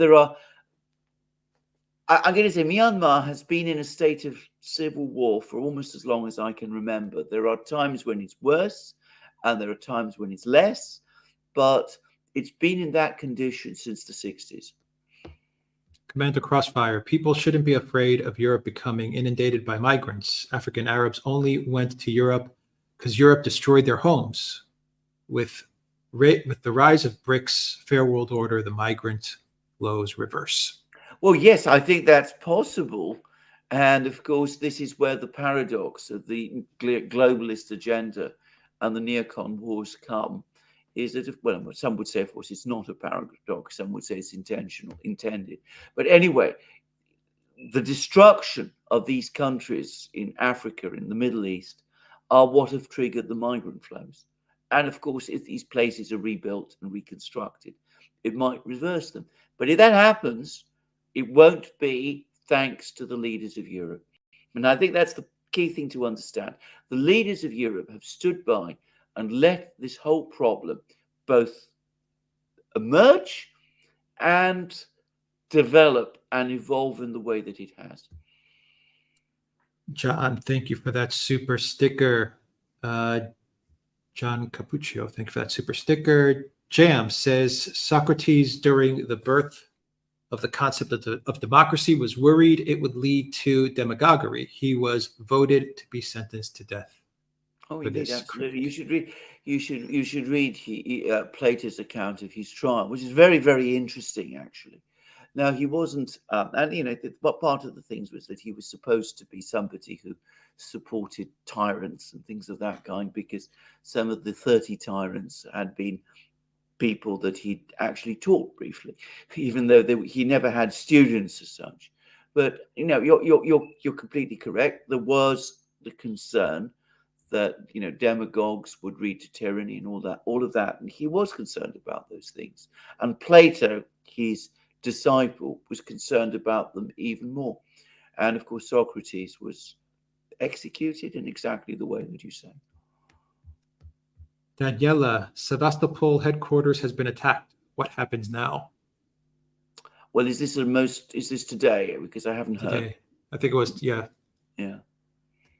Well, we'll see. I mean, Ukraine is carrying out these attacks on Sevastopol, whether or not.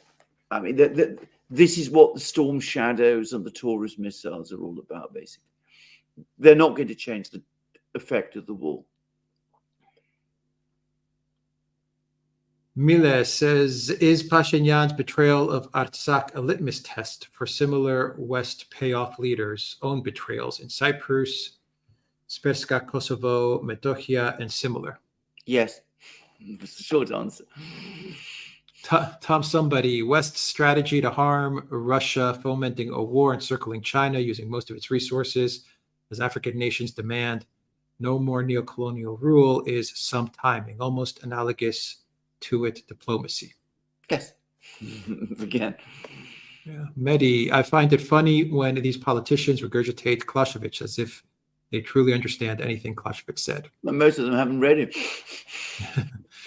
Nick, can you make a Zelensky and other voice imitation compilation at some point? It's hilarious. I'll try. Danielle, Russian Defense Ministry have confirmed that an attack was made on Sevastopol. 5 Ukraine missiles downed, but BSF HQ damaged. Okay. Headquarters damaged. To what extent? Does anyone know? We don't know. What the damage was. Yeah. Yeah. Mobius Zero, why does it seem that South Korea and Japan are ready to die for the U.S.? Why does anyone want to die for the U.S.? What makes the U.S. worth dying for? That's a very good question. And I think you ought to address that question to the leaders of these countries, because I can't see it. In the case of Japan, they have this long-standing feud with China. And in the case of South Korea, obviously they have concerns about North Korea. But I would have thought that in both cases, the wise policy for these countries is to try to find some way to work out their problems with China in the case of Japan and with North Korea in the case of South Korea. When the South Koreans and the North Koreans conducted a dialogue with each other, it seemed for a time to go quite well. Life of Brian, with the absolute state of Britain, does Alexander feel he needs to have an exit strategy? Well, I'm not going to discuss things like that publicly, because let's put it like this. I mean, I have a home in Greece. But Russia, according to Andrei Martyanov's sources, the Russian MOD only gives KIA numbers. They don't include other casualties. Thoughts? Yes, I know this. This has been a massive issue that's been debated and discussed by many people. I still think this is one area where I disagree with Andrei, despite the fact that he would logically have much more, much better knowledge of this than me. But I think in this war, they're giving what they would call irretrievable losses, which is to say killed in action and also severely wounded. I think if they were killed, they would simply say so, which they never do. Raphael, AA, 2 things were said this week. Iran says they're going to avenge the death of the general. Russia said new weapon systems are ready to go. Yeah.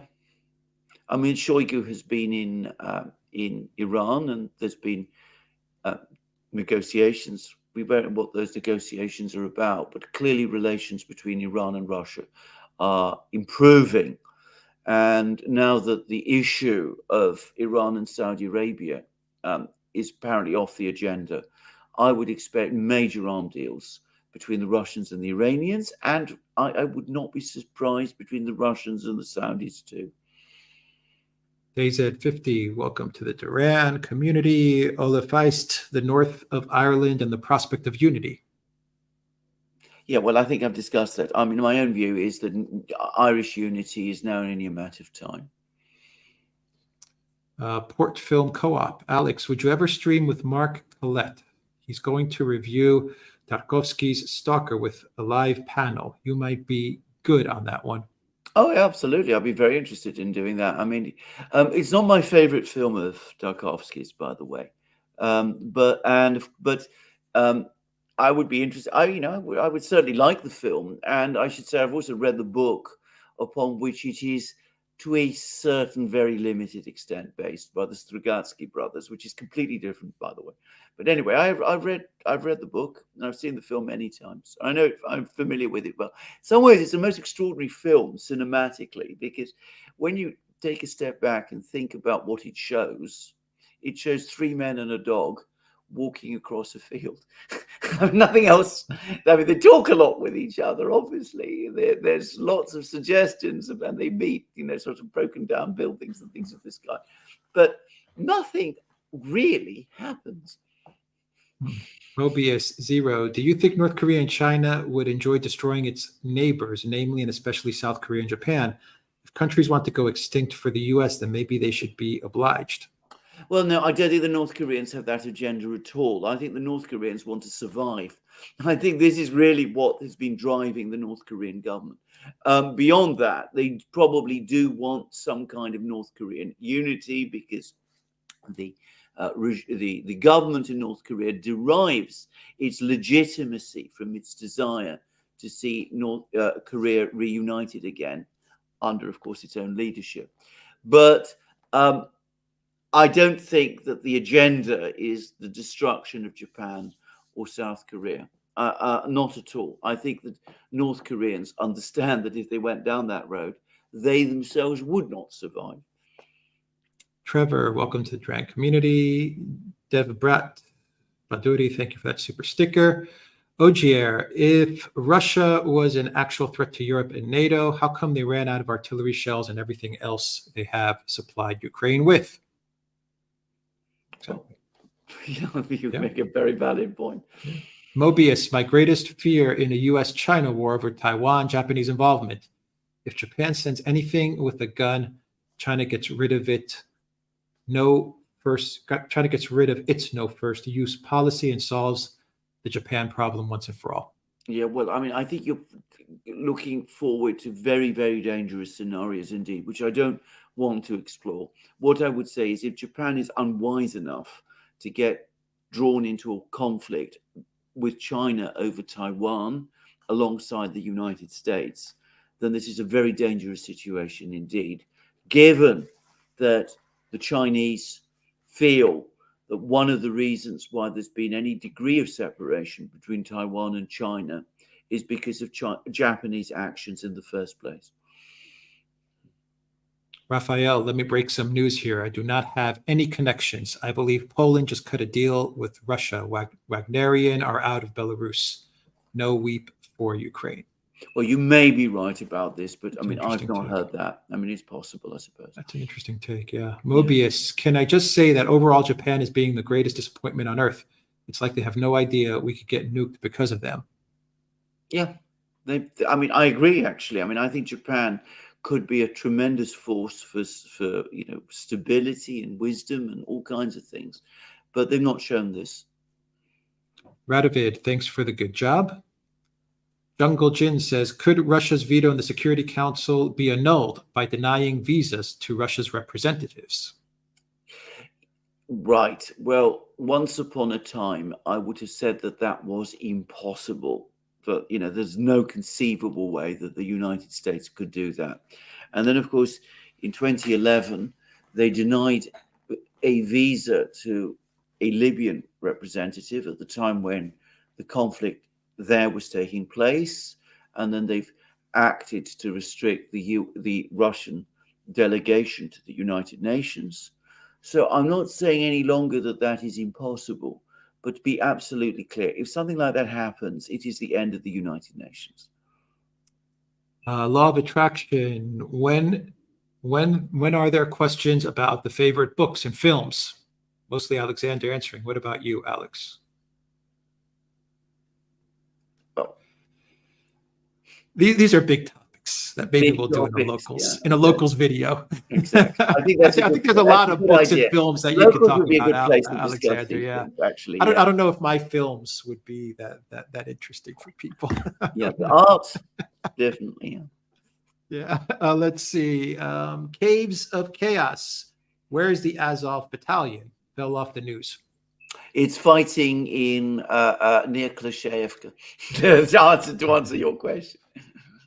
Marcos 588. Armenia lost its western regions, Kars and Lake Van areas after World War I, and has now lost its eastern regions of Artsakh. A tragedy of immense proportions. I totally agree with that. I completely agree with that. Elza, Colombian president's speech at the UN was very critical of the West. Can that be taken seriously? Isn't Colombia an ally of the US in Central America? It has been the US's most reliable and important ally in Central America. So if the Colombians are starting to talk in that way, that is something that the Americans ought to be worried about, which apparently they're not. It's not just registered with them. Austin, thank you for that super sticker. Ricardo says Aurelian is worth reading on Substack. Yeah. Raphael, Alexander the historian, why world leaders do not know the history of the Security Council? They offered India a post. They refused, tried to make it 9. Since when have Western leaders familiarized themselves with history? Full stop. I mean, expecting them to understand the history of the United Nations and of the Security Council. Not happening. History for them is narratives. We saw that with Ursula's speech about Hiroshima. We see this with Boris Johnson's interview about the World War II and Ukraine being the West's ally in that war, which is, I mean, it's so crazy. And he pretends that he's a historian, by the way. He's even a biographer of Churchill, by the way. Not a good biography, but he's written one. So, I mean, these people are not interested in history. That isn't what they do. Tabernacle, just call it a freeze. We don't like the word defeat. Absolutely. That's entirely right. Yeah. Mobius, why are there so many Japanese apologists? Not here, but on sites like Quora. I can't speak for the other sites. We don't know. I mean, that's their problem.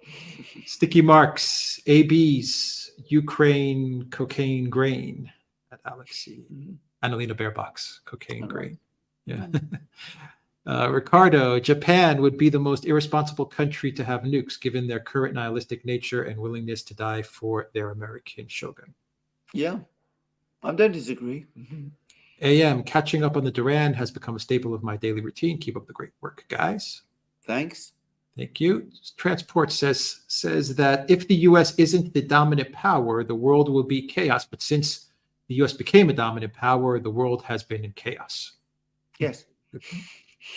Mobius Zero, why does Japan want to go extinct for the U.S.? Honestly, if Japan goes down, we will all go down with them. With all due respect, what the flying F is wrong with Japan? Well, I'm starting to sense a pattern. Yes, I'm not.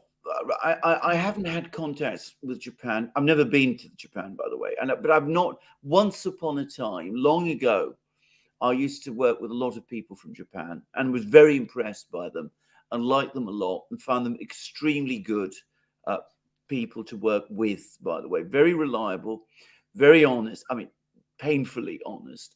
Very unwilling to go into court under any circumstances, by the way. This is legal work and very interesting. And I got to know a lot about Japan at that time, contemporary Japan of that era. I'm talking about the 80s and early 90s. But I am not up to date with the politics of Japan now. But I would say that Japan at some point went badly wrong. We've done programs about this with Jeffrey Sachs. It went badly wrong. It ceased to be the industrial colossus that it looked like it was going to be, and everything seems to be, contracting, and it's become much more of an American satellite than it used to be, which is exactly like what's happened in Europe as well. I don't understand the processes in Japan, but I suspect that you would find that they're very similar to those in Europe. Yeah. Johan says, is there any truth in Russia being harsh against low-level activists? If so, why? Does not really make sense to me. I don't think they are, actually. I think they're harsh against some high-level activists, but not against low-level ones. That's what I've heard. Jahangir says, do you think we'll reach a point of Five Eyes versus the rest of the world? Yes, I think we're almost there. Yeah, we are. The Foghill says, any comment on Zelensky addressing Canadian Parliament? Oh, is that what he's going to do next? Yeah. Has it happened? I don't think I don't know. he's made his way to Canada yet. Yeah. He's on his way. He's on his way. Well, of course, he doesn't want to return to Kiev. That seems to be, again, his major concern. Notice how little he stays in Kiev now. He takes every opportunity to keep away. Yeah. Tabernacle, Biden's work, Russia, China, Trudeau working hard for China, Russia, India. Yeah. Skip Moyer, welcome to the Duran community. Skip Moyer asks, with all of Russia's followers, not much changed. Okay, I'm not getting sure I understand, but never mind. Russia, my mistake, Skip. With all of Russell's followers, Russell Brand's followers, not much has changed. No, I Not so Russia, understand. Russell Brand. I understand, Yeah, he still has most of his support, I would say, yeah. Marcos 588, this Western talk of a freeze is ludicrous and a pipe dream after all the antagonism. Why would Russia hold back from imposing victory conditions? You're absolutely right. Why would they? What is in it for them? Commando Crossfire, I just want to jump on the WTF Japan bandwagon. Yeah.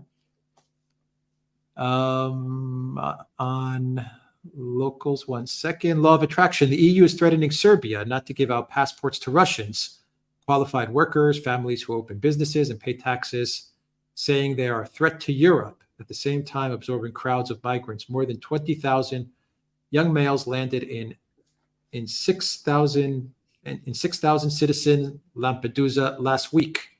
Hard to find a Cypriot in some of the parts of Cyprus now. Maybe Medvedev was right partially, and Europe won't look as it was anymore. You're absolutely right on every point. I would add one other thing, which is, of course, that there is no more important characteristic of sovereignty for a state than handing out passports or visas or giving it citizenship. And here we see a foreign entity, the EU, telling Serbia, which is not a member of the EU, how it is to exercise its sovereignty with respect to the people of another country. I mean, that tells you what the EU is really all about, how the total contempt they have for the sovereignty and independence of other countries. Yeah, Serbia should tell the EU to buzz off. Tool FATH, women that has managed to claw their way up in today's potential circles has had to be worse than male counterparts as to gain positions of power in a dog-eat-dog world. They are the worst representatives of the female population. Hillary, Newland, and so on. Psychopaths and sadistic, deathgasm-driven policies, writing for a friend. Well, there are a lot of bad people around. I mean, but there are some very, very amazing women. I mean, we had, what was her name? The Irish MP. Her name's Claire. just gone. Sorry, Claire Daly. I mean, Claire we had Daly. her, for example, and she is a woman, and she's quite the opposite of this. And we had, but I understand your point. I'd say that bad people altogether, you want to see you succeed in politics today, you need two qualities. One, three qualities: lack of intelligence, general incompetence, and bad faith. And that will enable you to rise and rise very fast. Bob, is Poland preparing to occupy West Ukraine? Thanks for all you do. No, I don't think so. I think, as I said, these latest Polish comments and statements suggest otherwise, at least to me.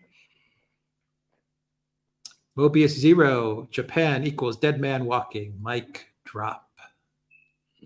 Thank you, Mobius, for that.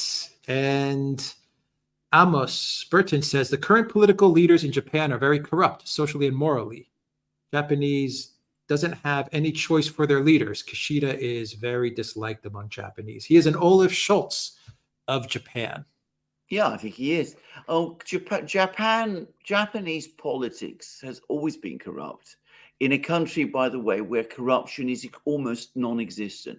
It only exists, what has historically almost always existed at the top level within the political system. It's been very strange, or at least that's what Japanese people used to tell me.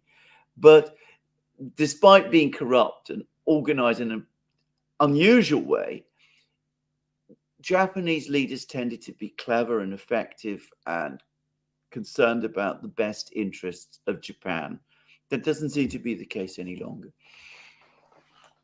Grapes, thank you for that super chat, that photo of us from a live stream with Larry Johnson. Thank you for that. And GM says, I have the impression that the most recent escalation between Poland and Ukraine is just a pretext for an armed conflict to move Polish troops into Ukraine. I don't think so. That wasn't the impression I got, to be frank.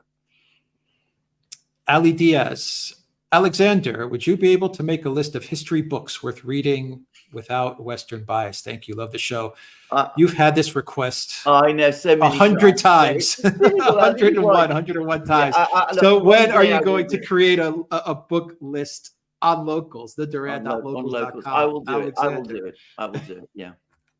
All right. Great. Ali, I think we finally got Alexander to create that book list on the Duran.locals.com. Alexander, I think we've got all the questions answered. Claire Daly is very good on Ukraine, terrible on illegal migrants. That's a comment from Rumble. Yeah. Just looking through to see if there's anything else that we've missed. Good live stream. Amazing live stream. Very enjoyable live stream. Very interesting live stream. But as I said before, our community is wonderful. Yeah. Tool F8 TH says we have some righteous female politicians as well. We have all sorts. Yeah. All right. I think, well, we have one or two more questions and we can wrap this up. One question. Jerry says, will Chrystia Freeland, Canada's assistant prime minister, over to sell her house in Kiev to Zelensky? Interesting thought. She's going to be very happy to have him in Canada. Absolutely. That's for sure. Yeah. Yeah, we're going to have a lot of interesting material next week, Alexander, with his trip to Canada. We'll have a lot of interesting stuff to talk about. Okay, Canada's making a lot of news these days. It certainly is, the wrong sort of news, I'm sorry. The wrong kind of news, yeah. All right, that is everything. Thank you to everyone that watched us on Rockfin, Odyssey, Rumble, where else? YouTube, and the Duran.locals.com, where Alexander will soon have a book list. Absolutely. Right. Tool F8H says, have a nice weekend, folks, and thanks for everything, AA. Charge those batteries as well. Yeah. And thank you to our moderators for today. Tish M. Thank you, Tish. Thank you, Peter. Thank you, Reckless Abandon. And who else? Those were our moderators for today. Thank you very much to our moderators. Thank you for everything that you do. Alexander, any final thoughts before we sign off for the weekend? It's an amazing live stream. I will come back to what we discussed. We've discussed this already. I think in terms of Ukraine, obviously they will be able to launch pinprick attacks. They've got the storm shadows. This is what they're doing. But put aside the pinprick attacks, the offensive has failed. That was what they put their money on. Now it's only a question of how this thing ends with a Russian victory, and we're coming close to the end of the affair. That is my own sense. Okay, let me just read you real quick what RT is reporting with the strike in Sevastopol, and we'll sign off. The Defense Ministry in Moscow has released new information about the Ukraine missile strike, which hit the headquarters of the Russian Black Sea Fleet in Sevastopol on Friday. At least one military service member is reported missing.